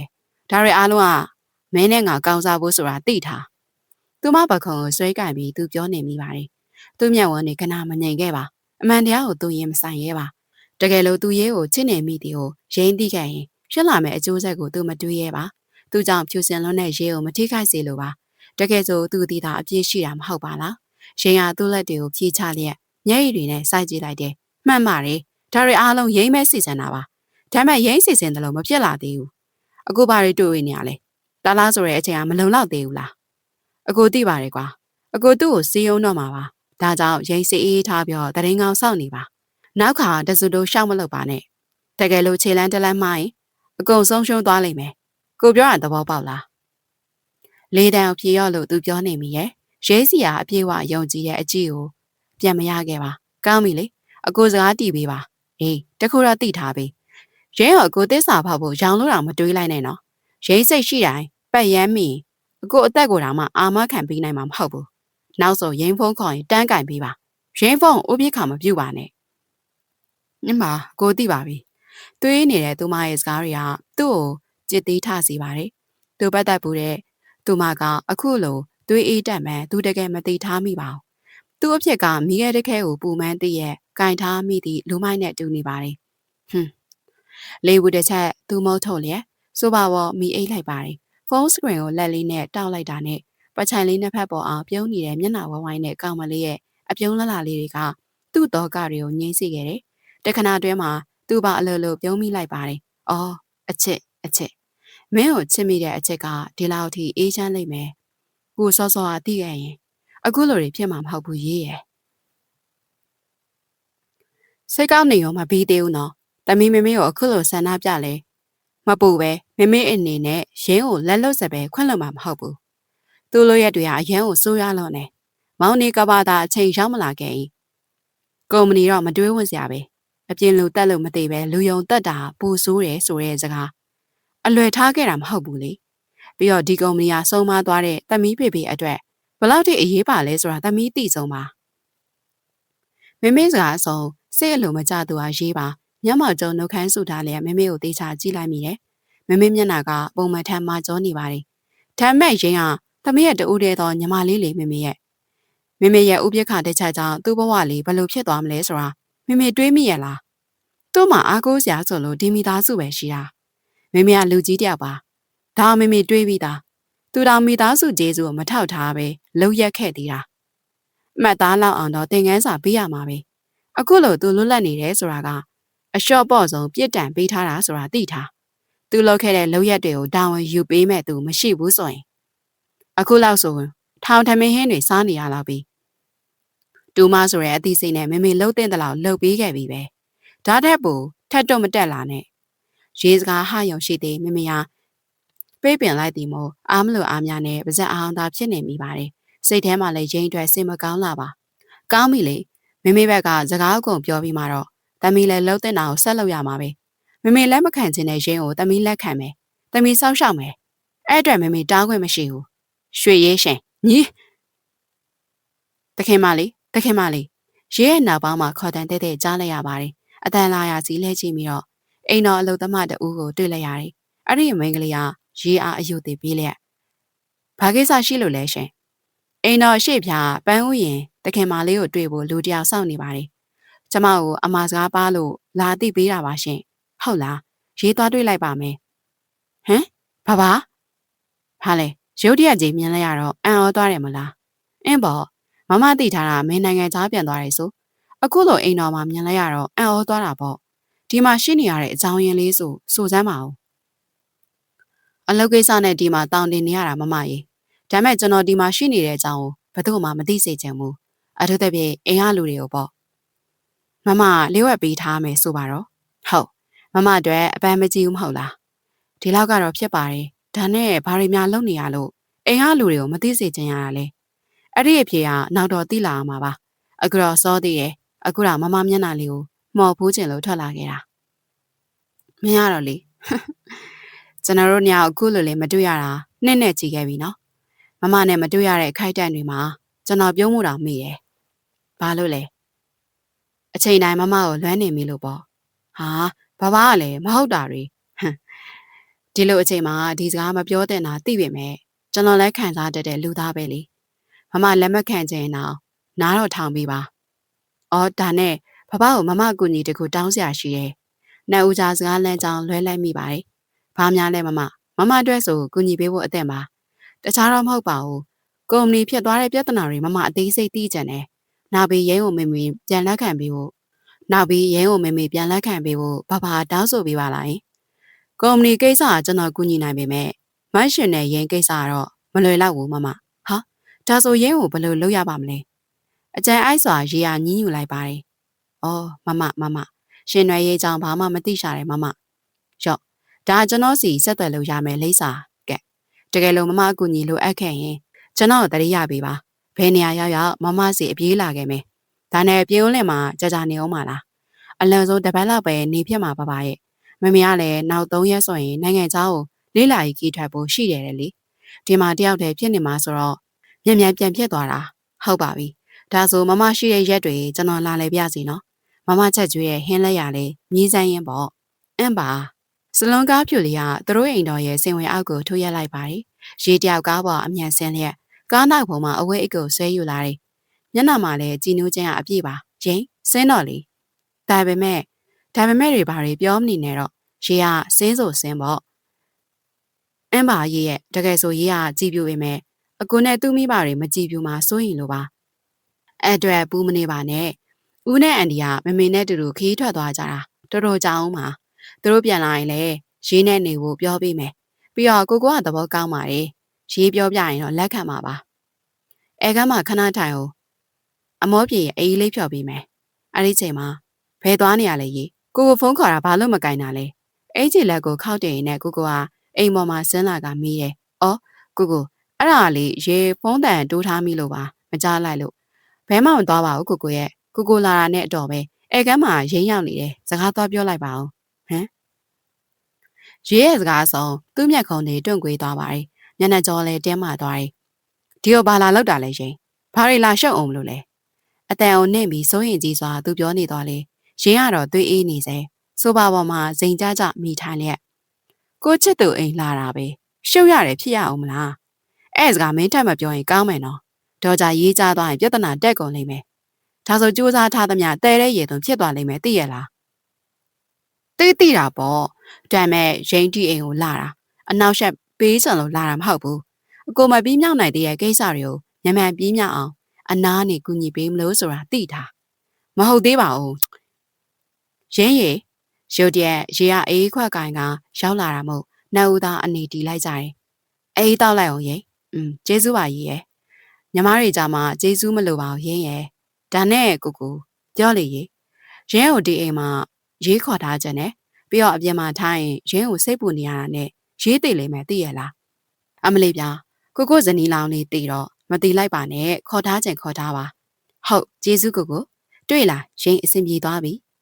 မျက်စလေးပြစ်ပြီးအပျော်ကြီးပျော်နေရှာတဲ့ရေးရဲ့ဖြူစင်တဲ့အပြုံးတွေကိုမြင်ရတော့သူစိတ်တွေလိပ်ပြမတန်းခဲ့ပါဘူးအာနာတလလို့နဲ့သူ့အတွေးတွေမှားယွင်းနေပြီလို့သူထင်နေမိပါတယ်ရင်းကတော့သူတို့နဲ့ဦးအားမျက်နှာသိကြီးနဲ့ကြည့်နေခဲ့ပါတယ်ဘလို့ဖြစ်ရတာလဲရင်းရဲ့မနေ့ကမှအကောင်ကြီးရှိသေးတယ်အခုခေါင်းကိုက်နေပြီတဲ့လားရေးရလေရင်းနဲ့လိုအပ်တာလေးတွေဝယ်ရင်နဲ့စားကျင်တာလေးဝယ်စားရအောင်စီစဉ်ထားတာရင်းလည်းရုတ်တရက်ကြီးခေါင်းကိုက်လာတာကိုခဏလောက်အိတ်လိုက်တော့တက်တာသွားမှာပါရေးရဲ့အခုရင်းနဲ့မလိုက်နိုင်ပေမဲ့နှောင်းလေးတွေရှိသေးရပဲနောက်ခါလိုက်မှာပေါ့ပြီးရောအဲ့ဒါဆိုရေးပါတာဈေးဝယ်ထွက်လိုက်အောင်မယ်ရင်စေးတော့ပြီးတော့အနားယူလိုက်တော့โอเคရေအေးဆေးဝယ်နော်အဲ့မှာဝယ်စားတွေများတော့2 နာရီလောက်ကြာမှာဟုတ်ပါပြီဒါဆိုသွားပြီဟဲသွားပြီဈေးဝယ်ဖို့ပတ်စံအိတ်ကြံခဲ့ပါပြီငါလဲလေအရေးကြီးတာကိုမေ့နေရတယ်လို့ကိုနဖူးကိုရိုက်ပြီးပြောနေမိပါတယ်ဦးလေးရေအိမ်တော်ကားပြန်လဲပေးပါအောင်ရေရဲ့ပတ်စံအိတ်လေးပြန်ယူမလို့ ဟုတ်ကဲ့တခင်မလေးအင်းရှိမှာပဲစောင့်နေပြီးရေးခဏနေပြန်ခဲ့မယ်အဲ့နောက်အိမ်တော်ရှိမှာပဲကားကိုထားရိတ်ခဲ့ကရေးပါသာအိမ်တော်ထဲဝင်ခဲ့ပါတယ်တိတ်ဆိတ်မှုတွေခါညောင်းနေတဲ့အိမ်တော်အပေါ်တက်ကိုရေးလျှောက်လာမိရဲ့မင်းဘာလာလောက်တာလဲရေးခုချက်ချင်းအခန်းထဲကထွက်နော်ဆိုရဲကိုကိုရဲ့အတန်တဲ့တဲ့ကိုရေးကြားလိုက်တယ်ရေးရဲ့ခြေလမ်းတွေတုံကနေရက်သွားပါတယ်ခန်းဟာဖြစ်နေတဲ့အခန်းထဲကနေအတွင်းဘက်ကိုခိုးကြည့်နေမိရဲ့ကိုချစ်သူအခန်းထဲလာတာဘာလာလောက်တာလဲမင်းနေရသေးရဲ့နော်ရင်းကအကိုကိုတတိယလို့အကိုငွေးသက်လေးကိုတတိယလို့ဝင်လာခဲ့ရလေရုပ်ကြီးဆိုသလိုရင်ကကိုခန္ဓာကိုယ်အားတိုင်းဖက်လိုက်ပါတယ်အဲ့နောက်ကရင်ပေါ်ကိုပြစ်လဲစေတယ်နှုတ်သားအကြည့်ချင်းစုံလျက်ဘလို့ရဲရဲ့စကားကိုရေးကြားပြီးရနဲ့ဒိုးတိတ်စွာအာမရိတန်ထွက်မိရဲ့စိတ်တွေထူပူလျက်ညံဝန်းတွေလည်းအလိုလိုဝိုင်းဆက်သွားတယ်မျက်စိရှက်မှမြင်လိုက်ရတဲ့အရာရေးကိုအံ့ဩမင်သက်စေတယ်ချစ်သူဆိုပါလားထားပါရီလေတကားပေါင်ခတ်တဲ့နဲ့စုံလျက်သူတို့ပြောစကားတွေကိုစိတ်တင်းကရေဆက်နားထောင်မှုစူးစမ်းမိတယ်ရှင်ကိုပါဖယ်စမ်းပါကွာမင်းဒီလိုကြက်ကြက်လို့ရေရိပ်မိသွားလိမ့်မယ်သိရလားအဲ့ခါကျအကုန်ရေစုံမျောမှာနော်ဟမ်အဲ့ငတုံးမကိုခေါင်းထဲမထည့်စမ်းပါနဲ့အကိုရဲ့သူကရိမ့်တော့ပါပြောပြောယုံနေတာနောက်ဆုံးအကိုသူ့ကိုထားခဲ့ရင်တော့မှသူ့ကိုယ်သူပဲအပြစ်တင်မဲ့လူစားမျိုးမင်းအတန်တိုးတိုးပြောလို့မရောက်လားဟင်မင်းလောက်တာနဲ့အကုန်လုံးဒုက္ခရောက်တော့မှာပဲဟာဘာလို့စိုးရင်နေရလဲအကိုရဲ့အခုတည်းရင်တော့မှအကိုနဲ့ရိမ့်မဲ့ရှိတဲ့ဟာကိုအဲ့လိုပဲတိတ်မကြခင်အချိန်တွင်းမှာလေအကိုဘာထဲမှာရိမ့်မဲ့ရှိနေရမယ်ချိန်တိုင်ရင်ရေးဆိုတာလမ်းဘေးကအမိုက်တာတာပဲဒါကြောင့်လေအကိုသူ့စီကရိုးတဲ့နာတွေမြင့်မြတ်ယူပြီးတော့ရင်းကိုလက်ထပ်ပါနော်ရင်းလေအကိုနဲ့မခွိုင်းနိုင်တော့ဘူးသိလားဖះကြီးရဲရဲချိုသားလုံးနဲ့စကားတွေကရဲရဲရင်ဝါကိုတားနဲ့ထုံးမွန်းတယ်လို့စူးအောင်သွားပါတယ်လုံးရက်လိုက်ကြတာဆိုးတဲ့စကားလေးမှာရေခဏခဏပြောနေမိပါတယ်ရင်ထဲမောချက်ကနာကျင်ခြင်းတွေအစားမျက်ရည်တွေကပါးပြန်ပေါ်ကျွေစမ်းလာပါတယ်အော်အချစ်ကိုပြောဘူးတဲ့ရေးပေါ်ထားခဲ့တဲ့ချစ်ချင်းဟာဒီလိုမျိုးတဲ့လားကိုလူညာရွှေရောင်နှလုံးသားနဲ့လူဆိုပြီးရေးမှာတော့ယုံကြည်လိုက်ရတာတကယ်တော့ကိုနှလုံးသားရွှေစိမ်တက်ပါပဲလားပြီးတော့ရင်းရယ်ရေးပါတဲ့များမှားခဲ့လို့ငါပေါ်အခုလို့လှုပ်ရက်တာလဲရင်းရယ်ငါမှတော့နင်းကိုချစ်လိုက်တွေ့တာလိုက်ရတာဘလို့အညိုးတင်းနဲ့များငါပေါ်လှုပ်ရက်ရတာလေချစ်ချင်းမြတ်တာယုံကြည်မှုတစ္ဆာတရားနဲ့ဂတိဒါတွေကိုရေးမယုံကြည်တော့ဒါတွေရဲ့အဝေးကိုရေးလေပြေးထွက်လိုက်ချင်ပါရဲ့တခင်လေအောက်တက်ကိုခဏဆင်းလာပါအောင်ဗျဟမ်အင်အားတက်ကဒရိုက်တာဖြစ်သူရဲ့အတန်ကိုသူကြားလိုက်ရတယ်သူ့ပေါ်ကရင်းကိုဖယ်ချလျက်မင်းဖယ်တဲ့ပြီအဲ့နောက်သူ့အိမ်တော်အောက်ကိုဆင်းလာပါတယ်မျက်နှာမကောင်းလာတဲ့ဒရိုက်ဘာကသူ့ဟာအယူသေးပေးလျက်ခမည်းနဲ့ရေဈေးသွားဝယ်ကြတာမဟုတ်လားအခုဘယ်လိုဖြစ်ပြီးတော့တယောက်တည်းပြန်လာတာလဲရေးရောသူ့ဘမလဲအဲ့ကိစ္စပြောချင်လို့ပါတခင်လေးကျွန်တော်တို့ဈေးထဲတောင်မရောက်ကြသေးပါဘူးလမ်းမှာတခင်မလေးကသူ့ဘက်ဆန်အေးပြန်ယူအောင်မယ်ပြောလို့ကျွန်တော်ခြံရှိရက်ဆောင်နေခဲ့တာပါဘလို့ဒါဆိုသူဘယ်ချိန်တုန်းကအိမ်ထဲဝင်ခဲ့တာလဲအခုရေးရောရင်းကတည်ငြိမ်စွာမေးလိုက်ပါတယ်သူအဖြစ်စိတ်တွေလှုပ်ရှားစိုးရိမ်နေမိနေစေအိမ်ထဲဝင်ပြီးနည်းနည်းကြာတော့တခင်မလေးပြန်ထွက်လာတယ်ကျွန်တော်ခေါ်တော့လေလှမ်းမကြည့်ဘူးငိုပန်းငိုနေတာပြီးတော့အိမ်တော်တွေကနေပြေးထွက်သွားတယ်ကျွန်တော်လည်းဘာဆက်လို့ရမယ်မသိလို့လာသိပေးတာပါဒရိုင်ဘာရဲ့စကားဆုံးမျက်နှာပြက်တာတုံ့လို့သွားသူဟာသူကိုယ်တိုင်ပါခမထွက်သွားလို့ရပြီဒရိုင်ဘာထွက်သွားပြီးနောက်စူရဲတဲ့မျက်ဝန်းအနေနဲ့သူ့ရင်အားစိုက်ကြည့်လိုက်တယ်အဲ့ဒါမင်းကြောင့်မင်းမစင်ကျင်လို့ရေးတိသွားတာဒီမဲ့ကိုအခုတယောက်ကိုတရားအပြစ်ပြောနေရမယ့်အချိန်မဟုတ်ဘူးရိန်လဲသူပြန်လာမယ်မထင်ခဲ့ဘူးလေဖြစ်လာမှာတော့အကောင်းမဲမဲ့ပေါ့အဲ့ဒီစားသူ့ကိုသွားရှာရအောင်သူကအကူချော့ရင်တော့ရလာမှာပါသူ့ပကုံးကိုဖိစုံရင်နဲ့ပြောလာတဲ့ရင်းကိုသူယွန်ရှာစွာကြည့်လိုက်မိပြီးသူမလက်ကိုခါထိုးလိုက်တယ်အရှက်မရှိတိတ်ခါမရှိတဲ့ငါလိုလူဟာဘလို့စိတ်နဲ့သူ့ကိုချင်းကပ်ရအောင်ပါလဲမင်းပြောကြည့်ဟမ်ငါလိုရက်တွေထဲမှာသူ့အပေါ်တရားတာဘာများပါနေလို့လဲငါမှားသွားပြီတီးတော့လဲဘာဖြစ်လဲသူနာကျင်ရလေရင်းဖို့သဘောကျလေပဲမင်းပါစက်ပိတ်လိုက်တော့ရင်းဘက်ကနှုတ်ဆက်သွားပါတယ်သူလဲအန်ကိုတင်းတင်းကြိတ်ပြီးငါမားတာမှားမှန်သိရနဲ့ငါစက်မိုက်နေမိတာဒေါသတွေနဲ့သူလဲအိတ်ကက်ထဲကဖုန်းကိုထုတ်ယူလိုက်ပါတယ်ရေးရဲ့ဖုန်းနံပါတ်လေးကိုခဏခေါ်နေမိရဲ့လူချင်းမင်းခေါ်ဆိုတဲ့ဖုန်းမှာမအားသေးပါရှင်ဆိုရဲစကားမှလွဲပြီးကိုမားပါတယ်ရေးရဲ့ကိုမားသွားပါတယ်ဖုန်းကင်ပေးပါကိုအပြစ်ကိုခံယူပါမယ်အဲ့ဒီစကားတွေသူပြောနေမိပါတယ်အိမ်တော်ထဲမှာကားမောင်းထွက်လာခဲ့ပါတယ်ရေးကိုသူလိုက်ရှာရမယ်ဒါပေမဲ့လည်းဘလို့အင်အားမျိုးနဲ့တွေ့ရပါမလဲစိတ်တွေခြောက်ခြားလက် ခြေဦးတက်ရကားကိုအပြေးနေမိပါတယ်။နေအောင်ချီဖြာဝဲနေတဲ့ကောင်းကင်ကြီးဟာအခုမှသူမဟုတ်တယ်လို့မဲမောင်ကတဲကြီးမဲကြီးရွာချနေပါတယ်။ရေတယောက်မျက်နှာမူနေတဲ့တန်လင်းတံတားအောက်ဘက်စီရေပြင်ကျယ်ကြီးကနေလိုင်းကျက်ကွက်တွေရှက်ဖြာနေခဲ့တယ်။လေစိမ်းတွေကရေရဲ့ဆန်ရွယ်တွေကိုရိုက်ခတ်နေခဲ့ပြန်တယ်။ရေရဲ့ပါးပြင်ပေါ်စီးကျနေတဲ့အရာတွေကမိုးရေတွေလားညက်ရည်လားလို့ရေတယောက်မဝေခိုင်းနိုင်တော့ပါ။မိုးဆက်လေပြေတို့ရဲ့အထီးတွေကြောင့်တကယ်လုံးအေးဆက်တုံရင်နေခဲ့တော့လေအဲ့ဒီနာကျင်ခြင်းကရှင်တရားနာကျင်မှုကိုမမိပါအာရင်ကုန်ခံပြီးအဲ့ဒီတရားကြီးပေါ်ကနေရေခုန်ချခြင်းမိတယ်အဲ့ဒီချိန်မှာရေးကြိုင်နေတတ်တဲ့တချမ်းတန်လေးကိုကြားလိုက်ရတယ်အဲ့ဒီတချမ်းတန်လေးကြိုက်လွန်လို့ဖုန်းတန်ထည့်ထားခဲ့တာပါအဲ့ဒီဖုန်းပိုင်ရှင်ကတခြားသူမဟုတ်ဘူးဘာဘာရဲ့ဖုန်းတန်လေးဖြစ်ပါတယ်တုံရီစွာဖုန်းလေးကိုရေးတယောက်ထုတ်ကြည့်မိရဲ့ညရည်စားတို့ကစကရင်ပေါ်တောက်ကနေကြွေကြတယ်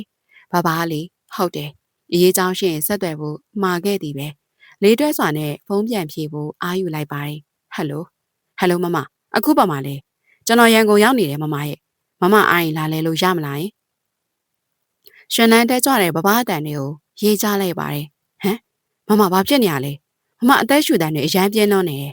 မဟုတ်မှလေရောမမငိုနေရလားမမဖြေပေးပါဟာဗျာမမကျွန်တော်ပြောနေတာကြားရလားမမအခုပါမလဲကျွန်တော်အခုချက်ချင်းလာခဲ့မယ်အချိန်တိုင်းအရေးကိုကြည့်နေရတဲ့အဲ့ဒီကောင်လေးဟာပါနဲ့စွာစိုးရင်တကြီးမေးလာပြန်တယ်ဝမ်းနဲ့အားငယ်စိတ်တွေနဲ့မျက်ရည်တွေကစီးကျနေခဲ့တယ်လက်ဖုံးနဲ့ဆွဲထုတ်လိုက်ပြီးမမအလိန်ခံလိုက်ရပြီပါသူတို့မမကိုလဲစားရက်တယ်သူခဏငြိမ်သက်သွားပါတယ်မမဖုန်း location ဖွင့်တာကျွန်တော်လာခဲ့ပါမယ်နော်ကျွန်တော်လာခဲ့တဲ့အခါကျမှအားလုံးကိုပြောပြမှာပေါ့စီးအေးထားပါမမရဲ့မမနားမှာကျွန်တော်ရှိပါသေးတယ်မမအတန်လေးငြိမ်ချသွားတယ်ပြီးမှအင်းပါအဲ့နောက်အချိန်မဆွဲတော့ပဲမမရှိရရက်ကိုသူအပြေးနှင်လာခဲ့မိရဲ့ဖះမမဘာမှမဖြစ်ပါစေနဲ့တယ်လို့ဆူတောင်းနေမိပါတယ်မကြလိုက်ပါဘူးကြားရုပ်ပေါ်မှာစမ်းစမ်းကြီးရက်နေပြီးမိုးရီတွေဆူရွှဲနေတဲ့မမကိုတွေ့လိုက်ရတယ်မိုးဆက်တွေကအကြောင်းမဲ့စွာမမပေါ်ကိုတွန်းဖြိုးလျက်သားမမသူတို့မမကိုလဲစားရက်တယ်မမဘာအမားမှမလုပ်ပဲမုန်းရက်ကြတယ်မမဘာများအပြစ်ကျူးလို့မိလို့လဲအဲ့ဒီစကားတွေသားမကမမဇက်တိုက်ပြောနေပါတယ်နာကျင်စေခဲ့တယ်လေမဟုတ်မှလည်းရောမမတရားအဖြစ်မှန်ကိုသိသွားခဲ့လို့လားလုံရက်လိုက်ကြတာဟုတ်ပါပြီမမရဲ့ဒါလို့ဆက်နေရင်မမဖျားလိမ့်မယ်ကျွန်တော်နဲ့တူတူပြန်လိုက်ခဲ့ပါနော်ပြီးမှအကုန်ပြောပြမမကိုအခုလိုနာကျင်အောင်လှုပ်တဲ့သူမှန်တယ်မအောင်မမနာကျင်ခံစားရတယ်လို့ပြန်ပေးဆက်ခိုင်းမယ်ကျွန်တော်ကိုယုံပါမမအိမ်တော်မပြန်ကျင်ဘူးပါစိတ်ချကျွန်တော်မပြန်ခိုင်းပါဘူးလုံခြုံစိတ်ချပြီးမမကိုမောင်းတဲ့လူတွေမရှိတဲ့နေရာစီကျွန်တော်ခေါ်သားပေးမယ်နော်မမကလိမ့်မပါရဲ့ကွာရဲရဲ့မြန်ဝန်းတို့ကျင်းဆက်နာကျင်နေတယ်ဒါကြောင့်ချက်ချင်းပဲမြန်ဝန်းတို့ကဖွင့်မရပါနားထဲမှာကြီးငတ်တို့ရဲ့ตาရတဲ့အတန်တဲတဲကိုကြားရတယ်လူကညီစီစီဖြစ်နေတယ်လို့ခန္ဓာကိုယ်တစ်ခုလုံးနာကျင်နေသေးတယ်အဲ့နောက်ခန္ဓာကိုယ်တစ်စောင်းလှည့်ကမျက်လုံးကိုအားယူဖွင့်ကြည့်လိုက်တယ်အာနာကျင်မှုတွေကိုနှုံမှညှင်းညူလိုက်ပြီးနောက်ကရင်ဘေးဆောင်ပေါ်လက်တင်အိပ်ပျော်နေတဲ့လူတယောက်ကြောင့်မြန်ဝန်းတို့ပြူးကျဲသွားတယ်ဟာမသတိရလာပြီလားမမဘာဖြစ်သွားလဲဘာဖြစ်ရမှာလဲမိုးမိပြီဖျားတော့တာပေါ့ဖျားတာတော့ရိုးရိုးမဟုတ်ဘူးသတိပါမေ့တဲ့အထိအပူရှင်တက်တာကျွန်တော်မှစိတ်ပူလိုက်ရတာလေနောက်ကအဲ့လိုမိုင်မဲတဲ့အပြုတ်မှုတွေထမ်းမလုပ်ဘူးမမစီကဂရီတောင်းမှဖြစ်တော့မယ်ဖျားကြသွားလို့တော်သေးရဲ့တကားခောက်တန်ကြားလို့ဘာသွားဖွင့်ပေးပါတယ်သတိရလာပြီပေါ့တခင်မလေးဦးလေးကစတင်နှုတ်ဆက်တယ်အော်ဟုတ်ကဲ့ဒါနဲ့လေဦးလေးကိုရေးမြင်ဘူးတလို့ပဲအဲ့ဒီကဦးလေးကရီလက်ဟုတ်ပါတယ်တခင်မလေးအိမ်တော်ကိုကျွန်တော်လာလဲဘူးတယ်လေတေချာကြည့်ပါဦးတခင်မလေးရဲ့ကျွန်တော်ဦးတန့်စင်ပါအဲ့ဒီမှာတတိယသွားပါတယ်ရေကဝမ်းသာတဲ့ဟန်ပန်နဲ့ရေးမမိပြီဖေရဲ့အတွင်းရေးမှုမဟုတ်လားအခုလိုပြန်တွေ့ရတာဝမ်းသာပါတယ်ဦးလေးရဲ့ဒါနဲ့ဘာနဲ့ဘယ်လိုသိကြရလဲဒါတော့တခင်လေးကအကြောင်းစုံပြောပြပါလိမ့်မယ်မမကိုမိတ်ဆက်ပေးရအောင်မယ်သူကကျွန်တော်တငယ်ချင်းမင်းထင်ရှားတဲ့မူကင်းရဲအုပ်တယောက်ပေါ့ဟုတ်ကဲ့တွေ့ရတာဝမ်းသာပါတယ်ကျွန်တော်လည်းဝမ်းသာပါတယ်မရွှေရေးရှင်အခုရောတက်တာရဲ့လားဟုတ်ကဲ့ကျမလည်းနေမြမြန်ပြန်ကောင်းပါပဲမဟုတ်ရင်ကျွန်တော်တငယ်ချင်းခင်ဗျာအရေးတကြီးကြီးနဲ့အဖျားမကြမချင်းပြုတ်စုနေကြတာညာကျွန်တော်တို့ကအိတ်ချင်လာလို့ပြန်အိတ်တာတော့ဒီကောက်ခင်ဗျာမအိတ်နိုင်ဘူးလေမင်းထင်ရှားစကားကြောင့်အားနာစွာရေရဘဘကိုကြည်နေမိပါတယ်ဘဘကရီပြီးထင်ရှားရမင်းအပိုးတွေမပြောတော့နဲ့ဘ မလေးငါဝယ်ခိုင်းတဲ့ကြက်သားဆန်ပြုတ်ပါပါတယ်ကွာရော့ကဲငါတို့မနောက်ရှက်တော့ဘူးသွားတော့မယ်မင်းမမကိုပြုစုလိုက်တော့သွားကြမမအားရှိသွားအောင်စားရမယ်နော်ပြီးရင်တော့ဈေးတောက်ပြီးအနားယူလိုက်အောင်ရပါတယ်ပပရဲ့မမဘာသာစားလိုက်ပါမယ်အဲ့လောက်ထိလှုပ်ပေးစာမလုပ်ပါဘူးရရတိုင်းကကိုထိုင်နဲ့ကိုကန်အတိုင်းဖြစ်လာတာပဲမမကြောင့်ပပအလုပ်ပို့စီခဲ့တာတောင်းပန်ပါတယ်မမလည်းစိတ်ညစ်စရာတွေမတွေးပါနဲ့ဆိုဒါနဲ့မမဘာဖြစ်လာလဲလို့ပပမမေးတော့ဘူးလားမေးကြတာပေါ့ဒါပေမဲ့ဘသူကြောင့်လဲဆိုတာကျွန်တော်ရိပ်မိလို့မမေးရတော့ပါဘူးမမကိုနာကြအောင်လုံးနိုင်တဲ့လူဆိုလို့ကိုကလွယ်ပြီးတခြားသူမရှိဘူးလေသူတယောက်တည်းမကောက်ဘူးပပရဲ့မမသိချက်ရတဲ့ရင်းရပါမမကိုလှည့်စားခဲ့တာမမထင်ခဲ့တာရင်းကမမချစ်တယ်လို့မမခင်တွယ်တယ်လို့ချစ်မယ်လို့လေဒါပေမဲ့မမအတွေးမှားသွားတယ်ရင်းကဘယ်တော့မှမမကိုမချစ်ခဲ့ဘူးမမကိုမုန်းနေခဲ့တာသူ့မျက်လုံးထဲမှာမမအမိုက်နဲ့မချဘူးတဲ့မမရင်ပဲတနာကျင်ရတယ်ဘဘရဲ့မမအထင်ကြီးလေးစားခဲ့တဲ့ကိုကလေရင်းရဲ့ချစ်သူတဲ့မမရဲ့စီးစိမ်တွေကိုလိုချင်လို့မမကိုကိုကစေးစပ်ခဲ့တာဆိုပဲသူတို့ပြောနေရတွေကြားခဲ့ရပေမဲ့မယုံနိုင်သေးဘူးဘဘရဲ့တနေ့နေ့အခုလိုဖြစ်လာနိုင်မယ်ဆိုတာကျွန်တော်ရိပ်မိပြီးသားပါမမကျွန်တော်မယုံလို့ကျွန်တော်ဘာမှပြောပြခွင့်မကြုံခဲ့တာဒါပေမဲ့တီးချိန်တန်ပြီးထင်ပြီးကျွန်တော်ပြောပြမယ်နော်မမယုံကြည်ဖို့တော့လိုတယ်တကယ်တော့ဒီကိစ္စတွေရဲ့အဓိကတရားခံကကိုမဟုတ်ဘူးမမရဲ့ညီမရှင်းရွယ်ရင်းပဲသူကကိုအတုံးချနေခဲ့တာဒါကြောင့်မမစိတ်နာတဲ့နဲ့သူကကိုမဟုတ်ဘူးသိလားတော်ပါတော့ပါရဲ့ဒီလောက်နဲ့ပဲကျင်းနှက်လိုက်ပါတယ်မမသူတို့နဲ့ထပ်မပတ်သက်ချင်ဘူးကျင်းနှက်လိုက်လို့မဖြစ်ဘူးမရှင်နယ်ရင်ရဲ့လုပ်ရက်တွေကိုခွင့်လွှတ်လိုက်လို့မရဘူးသူကလောဘတဲ့ကြီးညင်းဆန်နေသည်မို့ဒါကဘာစကားလဲပါဘာကြောင့်လဲဆိုသူကအစိတ်ပြင်းတဲ့မိန်းမတယောက်ဖြစ်နေခဲ့ပြီမမဖေတိတ်ဆုံးတာရိုးသားတယ်လို့မမထင်လားမမကုမ္ပဏီဆုံးရှုံးမလို့ဖြစ်တာရိုးသားတယ်လို့မမထင်လားဒါတွေအားလုံးရဲ့တရားခံကမရှင်နယ်ရင်ကြောင့်ပဲဘလို့ဒါဆိုဖေဆုံးတာရိုးသားသားမဟုတ်ဘူးလို့ဆိုလိုတာလားပါဒီကိစ္စကိုကျွန်တော်စုံစမ်းနေတာကြာခဲ့ပြီမတီးကြတဲ့တက်တွေမရသေးလို့ငြိမ်နေခဲ့တာပဲအဲ့ဒီမိန်းမအရန်ပြည့်ရဲ့ကျဲတယ်တက်တွေအားလုံးဖြောက်ပြစ်တာတေတတ်တယ်ဖျားရည်မငိုပါနဲ့မမရဲ့အန်ကယ်ရဲ့မတရားတေဆုံးခြင်းကိုကျွန်တော်မရမကဖော်ထုတ်ပေးမှာပါဒါပေမဲ့ဒီပွဲမှာမအကူညီလိုအပ်သေးတယ်ဒါကြောင့်အားတင်းပြီးအသက်ဆက်ရှင်ပေးပါနော်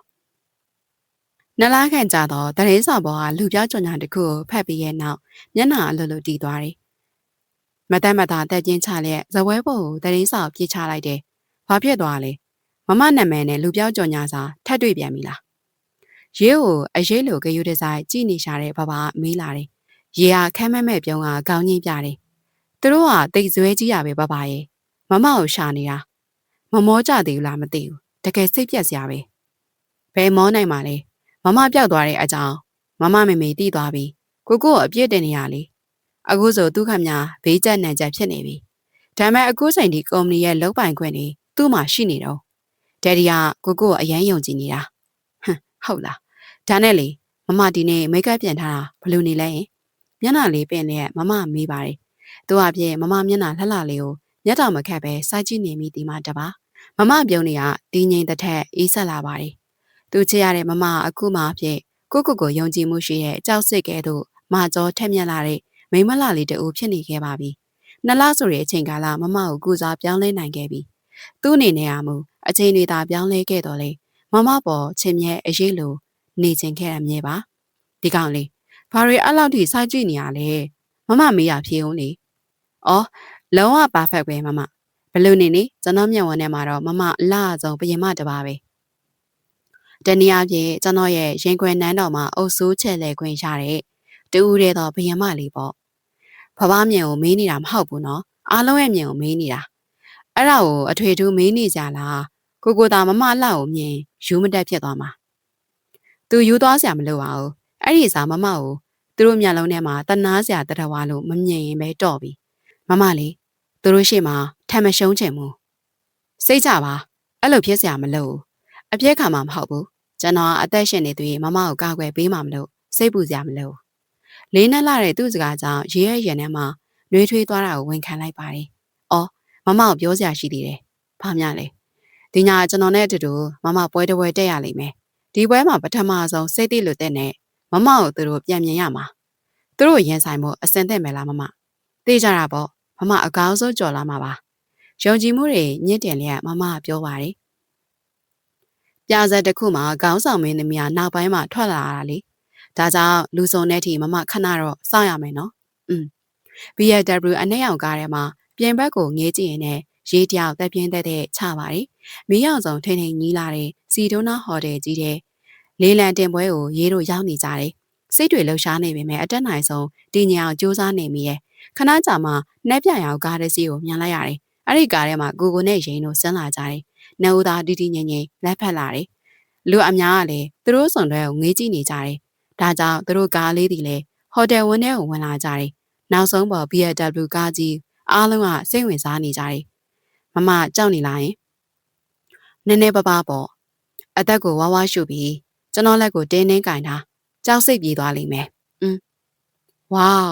အဲ့ဒါမြန်မာပြည်ရဲ့အသက်ငယ်ဆုံးနဲ့အောင်မြင်ဆုံးလုပ်ငန်းရှင်ကိုနေကဘာလင်းမဟုတ်လားသူပေးနာဘာတူလဲဟာနှစ်ယောက်လုံးကနှက်သားနှက်သမီးလို့ချောလိုက်ကြတာဟုတ်ပါခုနဟိုစုံတွဲထက်ပူလိုက်ဖက်တယ်သူ့ဝက်စားပြင်ဆင်မှုကြည့်ရတာနည်းနည်းရမဟုတ်ဘူးလားဘူးတခါမှလည်းမမြင်ဘူးပါဘူးကြည့်ရတာတထေးလေးကသူ့ကောင်မလေးကိုဥထားလာပဲအဲ့ဒီတန်တွေကသူတို့နဲ့ဦးနာတယ်ရောက်လာတာမို့တကားဝမှာဝင်လာတဲ့စုံတွဲကိုသူတို့ငေးကြည့်လိုက်ပါတယ်ဟမ်ရေးသူ့အတန်ကြောင့်သူ့နဘေးကရင်းတီလဲပြပြတလဲဖြစ်သွားတယ်အရင်ကရေးနဲ့အခုရေးကလလမမသက်ဆိုင်သေးနဲ့မျက်နှာထားတင်တယ်မျက်နှာမော်လျက်ပြီးပြည့်စုံတဲ့အသက်ငယ်ဆုံးစီးပွားရေးလုပ်ငန်းရှင်လေးရဲ့လက်ကိုချိတ်လျက်လာပကြော့ရှင်စွာဝင်လာခဲ့ကြပြီပြောင်းလဲသွားတဲ့ရေးရဲ့ပုံစံကြောင့်ရင်းတယောက်ဒေါသတွေဖြစ်နေမိရဲ့ရင်းပေးနာမတ်တက်ထားရနေတဲ့ချစ်သူရဲ့လက်ကိုပြန်ဆွဲလိုက်ပြီးရှင်ပါထားလောက်တာလေဟုတ်ဟိုမှာရေးလေကိုရိုရေးကိုပြန်ရှာတွေ့ပြီကိုရေးကိုသွားတောင်းပန်ရမယ်ရှင်အဲ့လောက်ထိဖြစ်မနေနဲ့လူပုံလည်းမှအဆက်ကွဲသွားကျင်တာလား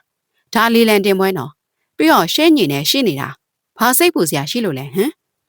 အဲ့ဒီအမှာသူတတိဝင်သွားတယ်သူစိတ်တွေနဲ့သူ့အကြည့်တွေကရေးစီမှာမခွာနိုင်ခဲ့ဘူးပြီးမှညီရှိနေတာကိုသူတတိရသွားတယ်ရုတ်တရက်မနာလိုစိတ်တွေနဲ့မီးတောက်နေတဲ့မြောင်ဝမ်းတွေနဲ့ကြည်နေမိတယ်တကယ်ဆိုသူသာလင်ရင်းနာမှာရှိရမှာဖြစ်ပါတယ်ဘာကိစ္စကြောင့်ညီရရှိနေရတယ်လဲလက်သေးကိုကြစ်ကြက်ပအောင်ဆုပ်ပြီးသူ့စိတ်ကိုတင်ထားလိုက်ပါတယ်မကြခင်သူတို့နှစ်ဦးနားကိုရောက်လာတယ်ပွဲစီစဉ်တွေကသူတို့ကိုမိတ်ဆက်ပြီးရဲ့ကိုနေကဘာတို့စုံတွေအတွက်နေရာစီစဉ်ထားပါတယ်နားကြပါအောင်ပြီးတော့ညာဘက်ချမ်းကကိုနေကဘာတို့လိုပဲလူငယ်စည်းဝါးရေးလုပ်ငန်းရှင်အောင်မြန်မာကုမ္ပဏီ CEO တခင်မင်းမှုလေသူဘေးနာကပါတနာတော့မတ်ရှင်နေရင်နှစ်အလုံးကစည်းဝါးရေးမှာပြိုင်ဆိုင်ရှားပဲဟုတ်လားတွေ့ရတာဝမ်းသာပါတယ်ဗျပြီးတော့ခမရတို့နှစ်ယောက်ကအရန်လဲလိုက်ဖက်ပါပြီတဲ့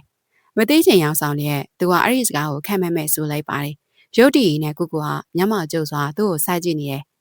ကိုနေကဘာလေးနဲ့စုံနဲ့လဲလိုက်ဖက်တာပါပဲလေအဲ့ဒီစကားကြားရတဲ့အတွက်အရန်ဝမ်းသာမိပါတယ်ကျွန်တော်မအရန်ရှက်တက်တာဒီပွဲတက်ဖို့မနှဲခေါ်လာရတာဗျဟမ်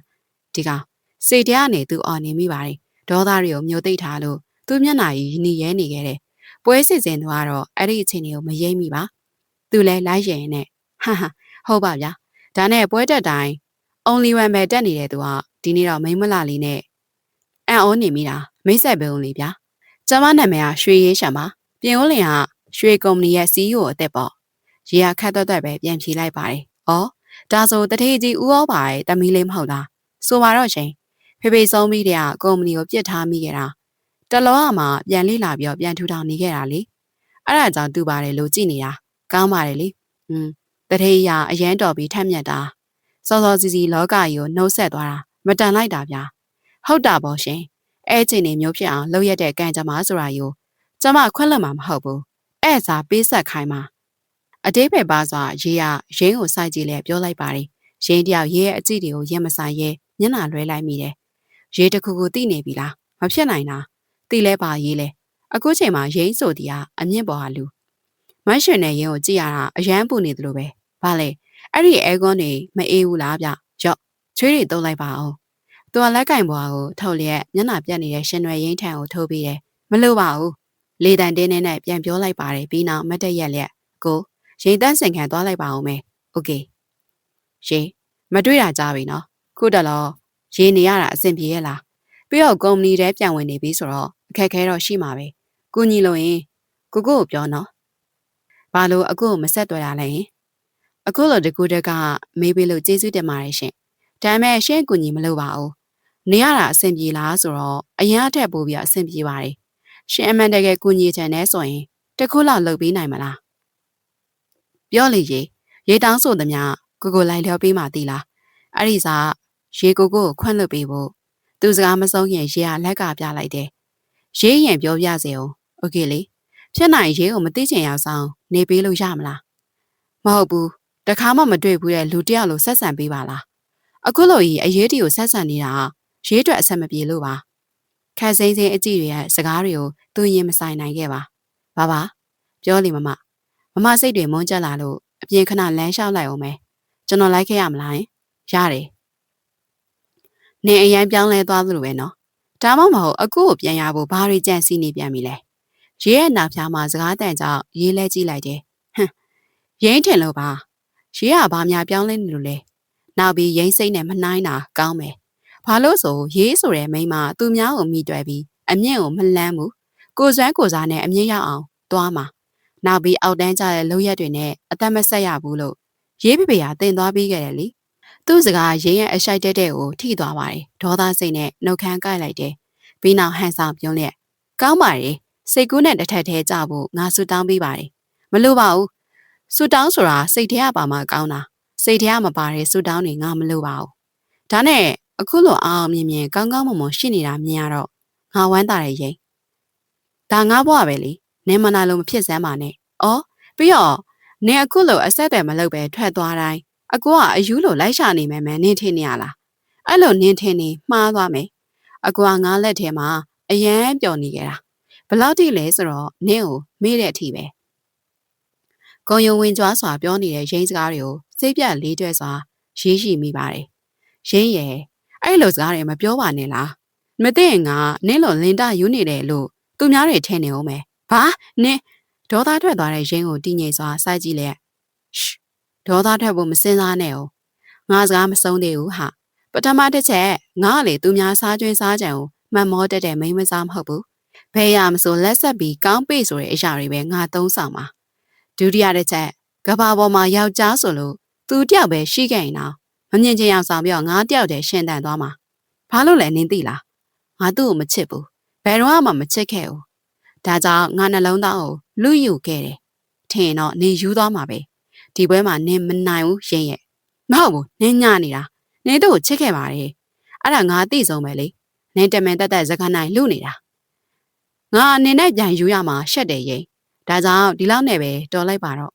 နင်သိအောင်တခုတော့ပြောလိုက်မယ်နင်ကျွလွန်ခဲ့တဲ့အရာတွေအတွက်နင်ပြန်ပေးဆက်ရတော့မယ်အဲ့အတွက်ပြင်ဆင်ထားငါဘာမှပေးဆက်ကြမလို့လာချင်းချောက်မနေနဲ့ငါ့ကိုနောက်ရှက်မဲ့စားသွားပဲတည်လိုက်ရေးစီကိုအရှိန်နဲ့ပြင်းဝင်လာတဲ့ရင်းရဲ့လက်တွေကိုရေးရရှောင်လိုက်ပါတယ်ရင်းတရားသူ့ကောင်ကိုနေမိပြီးရေကန်ထဲကိုပြုတ်ကျသွားတယ်ဟာရွှေရဲရှင်နင့်ကငါအလွတ်မပေးဘူးသူစကားတွေကိုလောင်ပြုံးနဲ့ရေလဲအဲ့ဒီနေရာမှာလဲထွက်လာခဲ့ပါတယ်ဒါပဲသွားမလို့လဲညီသူရှိတဲ့ပေးရလိုက်တဲ့ကိုအပြုတ်မှုကြောင့်သူ့ချင်လန်းနေတုတ်ဆိုင်သွားတယ်ဘယ်သွားမယ်ဘာလုပ်မယ်ဆိုတာတင်ပြနေအောင်ကျွန်တော်ကလေးရွယ်မဟုတ်တော့ဘူးနော်ဟာသိပါတယ်အဲ့ဒါကြောင့်လဲအကိုဖြစ်သူရဲ့ဇနီးလောင်းကိုဘယ်သူမှမသိအောင်ခိုးဝှက်ထားခဲ့တာပေါ့အဲလောက်ရက်ကိုကြည့်ချင်အပြင်ကိုညီလေးဘယ်လောက်ထိအရွယ်ရောက်လာတယ်လဲဆိုတာကိုသိပါတယ်ကွာခနဲ့တဲ့သူ့စကားကြောင့်ညီရမဲ့ပြုံနဲ့ကအရန်မေ့တတ်တာပဲဘာဆိုင်လို့လဲဟုတ်တယ်လေကျွန်တော်ပြောဖို့တဲ့စကားအတိုင်းကိုမေ့သွားတယ်မမကျွန်တော်အတွက်အရာပါဆိုတဲ့စကားလေးကိုမေ့တယ်နောက်ပြီးမမကိုခံစားနာကျင်ရအောင်လှုပ်တာသိဒီတိုင်းကြည့်မနေဘူးမမကိုပြန်လို့ယူမယ်ဆိုတဲ့စကားလေးကိုမေ့နေတယ်အဲ့စကားတွေကျွန်တော်ပြောခဲ့ဘူးလားဆိုတာပြန်စဉ်းစားကြည့်ရင်တော့ကျွန်တော်လို့ရတယ်မလွန်ပါဘူးနော်သူ့စကားကြောင့်ကိုမျက်နှာတဲမာလာတယ်ဒါပေမဲ့အခုချိန်ထိရေးနဲ့ငါတရားဝင်စိတ်ဆက်ထားတော့မယ်ဆိုတာမင်းမမေ့နဲ့ဒါကြောင့်ငါရေးကိုပြန်ခေါ်ရလိမ့်မယ်ဘာလဲတေမတက်ဝေနာတွေပေးတာမလုံလောက်သေးဘူးလားကိုနောက်ပြီးကိုနဲ့မစိတ်ဆက်ထားရုံမကယူပဲယူကျွန်တော်ဂရုမစိုက်ဘူးအဓိကမပြောတဲ့နယ်ပယ်တစ်ခုမှာကျွန်တော်ထားရခဲ့မှာမဟုတ်ဘူးကိုပြောလဲပူပဲဒါကြောင့်လက်လျှော့လိုက်ပါအဲ့ဒီစကားကိုမင်းပြောကြမလို့မင်းအခုလောက်လုပ်ပေးလို့ရေးကမင်းကိုပြန်ချစ်လိုက်မယ်လို့ထင်နေတုံးလားတကယ်တော့ရေးချစ်နေတာမင်းမဟုတ်ဘူးငါကွာငါအဲ့ဒါဆိုလဲဘာရေးလဲကျွန်တော်ဆိုရဲကောင်က ချစ်နေရရင်ကိုကျေနပ်နေတဲ့ကောင်လေးမမမချစ်လည်းဖြစ်တယ်ဒါပေမဲ့အချစ်ကိုအသုံးချပြီးအမျက်ထုတ်ချင်နေတဲ့လူတွေထက်ကျွန်တော်တို့ကောင်ကအဆင့်ရှိသေးတယ်မင်းထိုးစမ်းပါထိုးလိုက်ကြမှာဟေးကိုထိုးလို့ပြီးရင်တော့ကိုနဲ့ညီကြရေချက်ကလည်းပြီးပြတ်သွားပြီလို့သိထားလိုက်ကျွန်တော်ဘဝမှာအကိုဆိုတာမရှိတော့ဘူးမှတ်မယ်မင်းငါရှိကနေထွက်သွားတော့အစင်ပြေလာပါ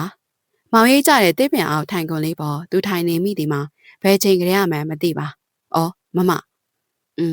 လာမင်းရတိတ်ကန်ကောင်းတယ်ဘလို့အနေထားပဲရှိရှိသူ့ကိုချစ်တဲ့ကျယ်လေးတွေက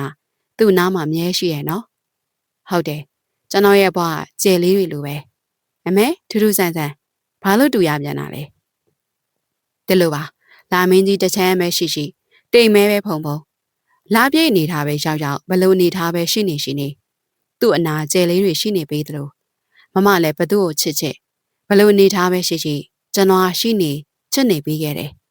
အဲ့ဒါကိုကြည့်ချင်အဖြစ်ကျွန်တော်နဲ့ကျယ်လေးတွေကမတူဘူးလားသူ့စကားဆုံးမမရှိပါတယ်မင်းကတော့လေ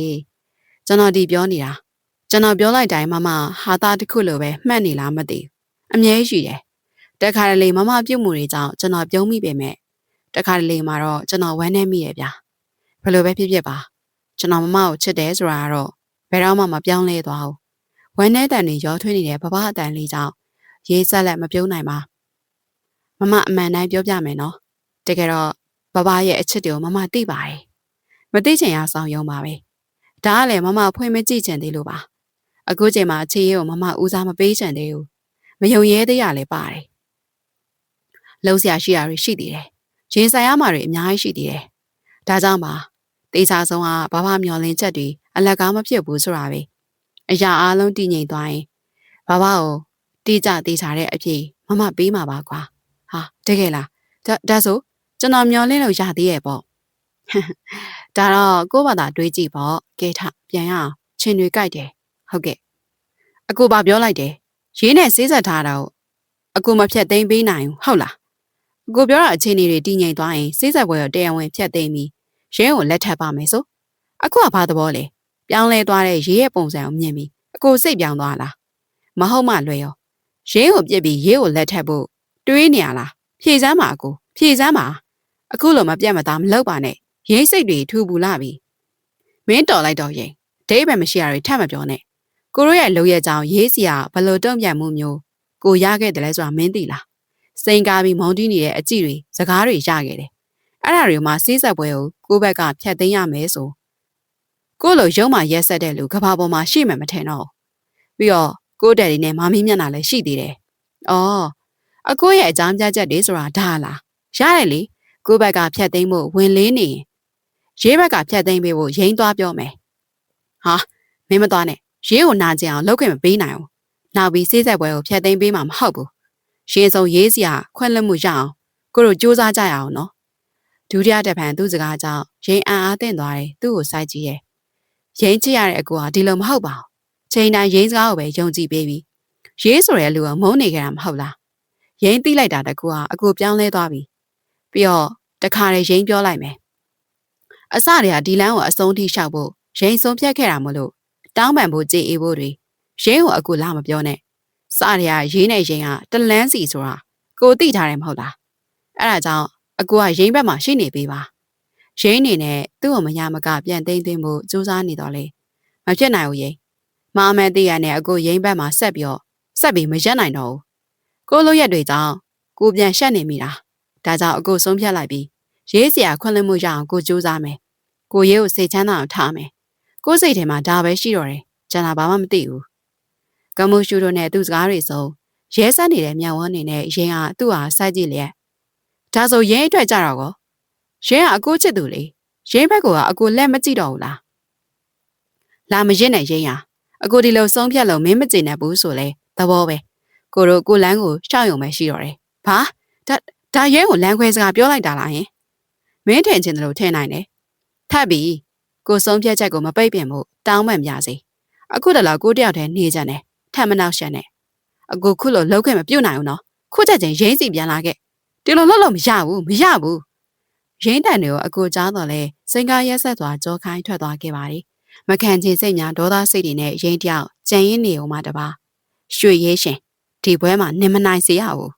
အခုတလောရေးတယောက်ကုမ္ပဏီပြန်လဲထူထောင်နိုင်ရေးအတွက်အလုပ်တွေရှုပ်နေခဲ့ပါတယ်ဖေဖေရဲ့လူယုံတော်ဦးသက်နဲ့ဘဘာတို့ရဲ့အကူအညီယူကလုပ်ငန်းသဘောတရားတွေကိုလေ့လာမှတ်သားခဲ့ပါတယ်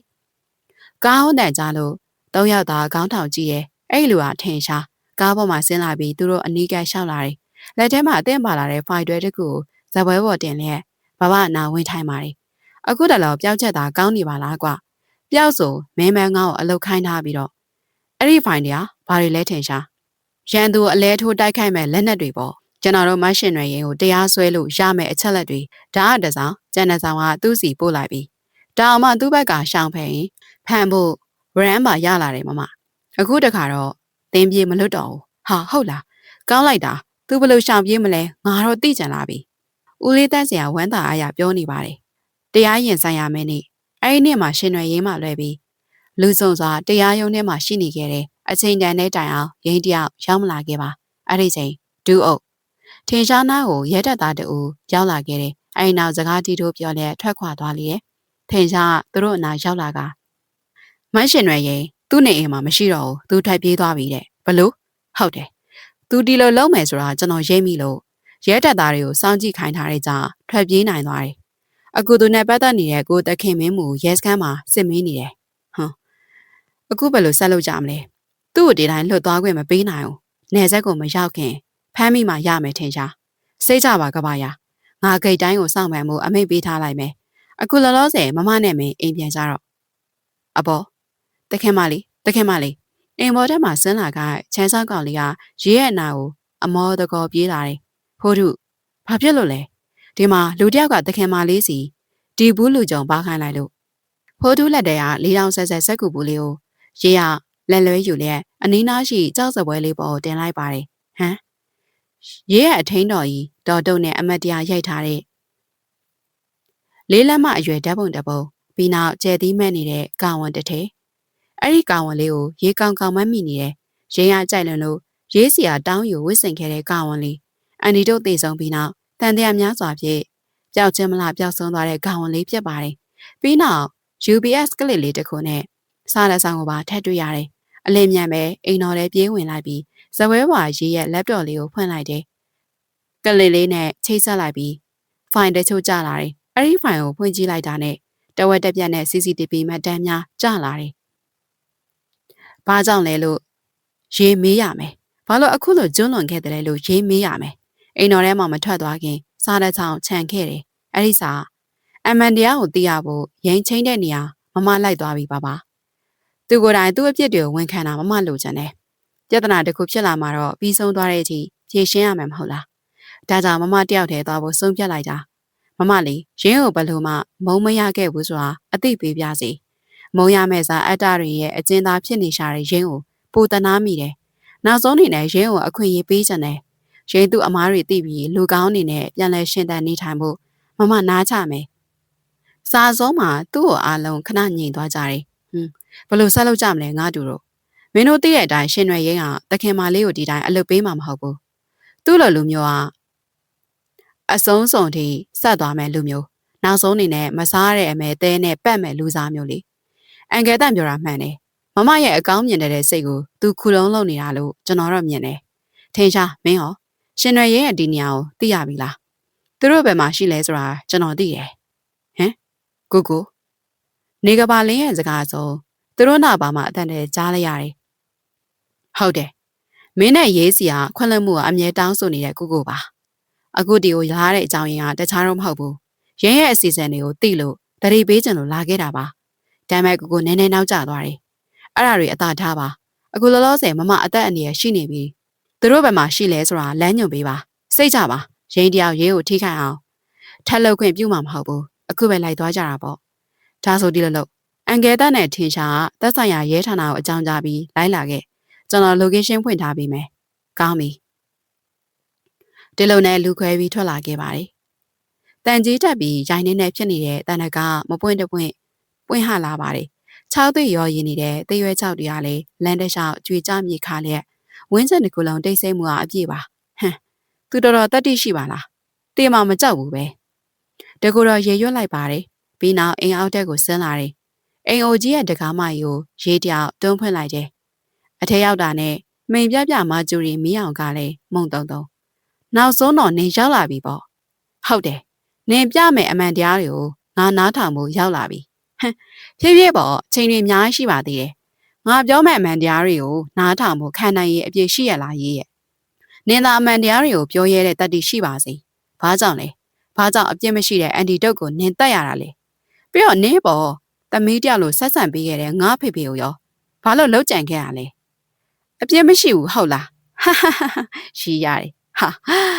ငါလိုမိမမျိုးကအပြစ်မရှိပဲအကျိုးမရှိပဲဘာမှမလုပ်တတ်ဘူးဟာနင်သိချစ်တဲ့အန်တီတုတ်ကအပြစ်မရှိဘူးထင်နေလားငါ့အချိန်တိုင်းတန်တရားဖြစ်တယ်နှိမ်နေမတူမတန်လို့ဆက်ဆံတယ်ဒါဟာသူလုပ်တဲ့အပြစ်ပဲဒါကြောင့်ငါတက်ပြစ်လိုက်တယ်ဘာဖြစ်လဲဟာဟာငါကတော့နင်မလုပ်တော့ဘူးထင်နေခဲ့မိတာနင်ကကလေးဘွားတွေကညိုးတေးတွေနဲ့တိတ်ကြောက်ဖို့ကောင်းနေကြတာပါလားဒါကပေါ်မှာပဲရှိသေးတယ်ဟာငါ့ဘွားကိုဖျက်ဆီးဖို့ကြိုးစားခဲ့တဲ့လူတွေကိုလည်းငါလက်နဲ့ပဲဖယ်ရှားပစ်ခဲ့တာအဲ့လူတွေထဲမှာနင်းဖေဖေကတော့အဓိကပေါ့ငါ့ကိုမိဘမဲ့ဖြစ်အောင်လုပ်ခဲ့တဲ့နင်းဖေငါမိဘရဲ့စီးစိမ်တွေကိုမတရားလက်ဝက်ကြီးအုပ်ခဲ့တဲ့နင်းဖေဖေကငါရဲ့မဟာယံသူပဲသူကြောင့်တင်ငယ်စွာငါရှင်တန်ခဲ့ရတယ်အချိန်တိုင်းနင်းကိုမနာလို့ဖြစ်ခဲ့ရတယ်ဒါကြောင့်ခွင့်ကြုံလို့လက်စားချေခွင့်ရလိုက်တယ်လေရှင်နင်ဟာငါဖေဖေရလေနင်းကိုသူ့သမီးလေးလိုချစ်ခင်ပေးခဲ့တဲ့သူပါဟာပြီးတော့နင်းထင်တယ်လို့နင်းစီကဘာမှမခိုးယူခဲ့ဘူးနင်းဖေဖေရဲ့လုပ်ရက်တွေကြောင့်ကုမ္ပဏီကြီးပျက်စီးတော့မလို့ဆိုတာနင်းသိလားနင်းဖေဖေရဲ့အကျွေးတွေကိုဆက်ပေးခဲ့ပြီးနင်းကိုဘဝသစ်ပေးခဲ့တဲ့ဖေဖေပါနင်ကျေးဇူးကမ်းမိပြီရင်နာကျင်မှုတွေကြောင့်ရေးမြက်ရည်တွေစီးကျနေပြီရဲ့အမှန်တရားကိုမြန်မှန်တမ်းမိပေမဲ့တကယ်နားထောင်မှုရေးမှခွန်အားမရှိဘူးရင်းကတော့နောင်နာကဲမဲ့တဲ့မျက်နှာထားနဲ့မဲ့ပြုံကတော်စမ်းပါငါတို့ရက်တွေအတွက်ဘယ်တော့မှနောင်နာမရဘူးရေပြီးတော့နင်းလဲပါထူလဲနင်းဖေလိုပဲငါစရာအရာရာတိုင်းကိုခိုးယူဖို့ကြိုးစားနေရတာအခုဆိုငါသိချစ်ရတဲ့အကူကနင်းကြောင့်နဲ့ငါ့ကိုစွန့်ပစ်သွားပြီနင်းသိရလားငါ့ဘောမှာသူ့ပဲရှိတာသူကသာအရေးကြီးတာသူ့ကိုလူရုပ်ခွင့်မပေးနိုင်ဘူးဟာဒါကြောင့်နင်းကိုလည်းအသက်ရှင်ခွင့်မပေးနိုင်ဘူးနီးရဲနေတဲ့မြောက်ဝန်းနေရေးကိုစိုက်ကြည့်နေရဲ့နောက်ကိုပြစ်ထားတဲ့ရင်းရဲ့လက်တစ်ဖက်မှာဆန်နလက်မအရွယ်ဓာတ်တလက်အသိရှိနေတယ်ရဲချစ်လန်းတွေကဖြင်းချင်းစွာတိုးကပ်လာတာမို့ရေးနောက်ကိုစုံမိရဲ့ရင်းစစ်အေးထားပါဟာအရာရာတိုင်းကနင်းထင်တယ်လို့မဟုတ်ဘူးငါအခုလိုနင်းစီလာတာနင်းထင်လွဲတာတွေအားလုံးရှင်းပြပြီးနင်းဘဝကိုအသစ်တစ်ဖန်ပြန်လဲရှင်းတန်စေခြင်းလို့ပါ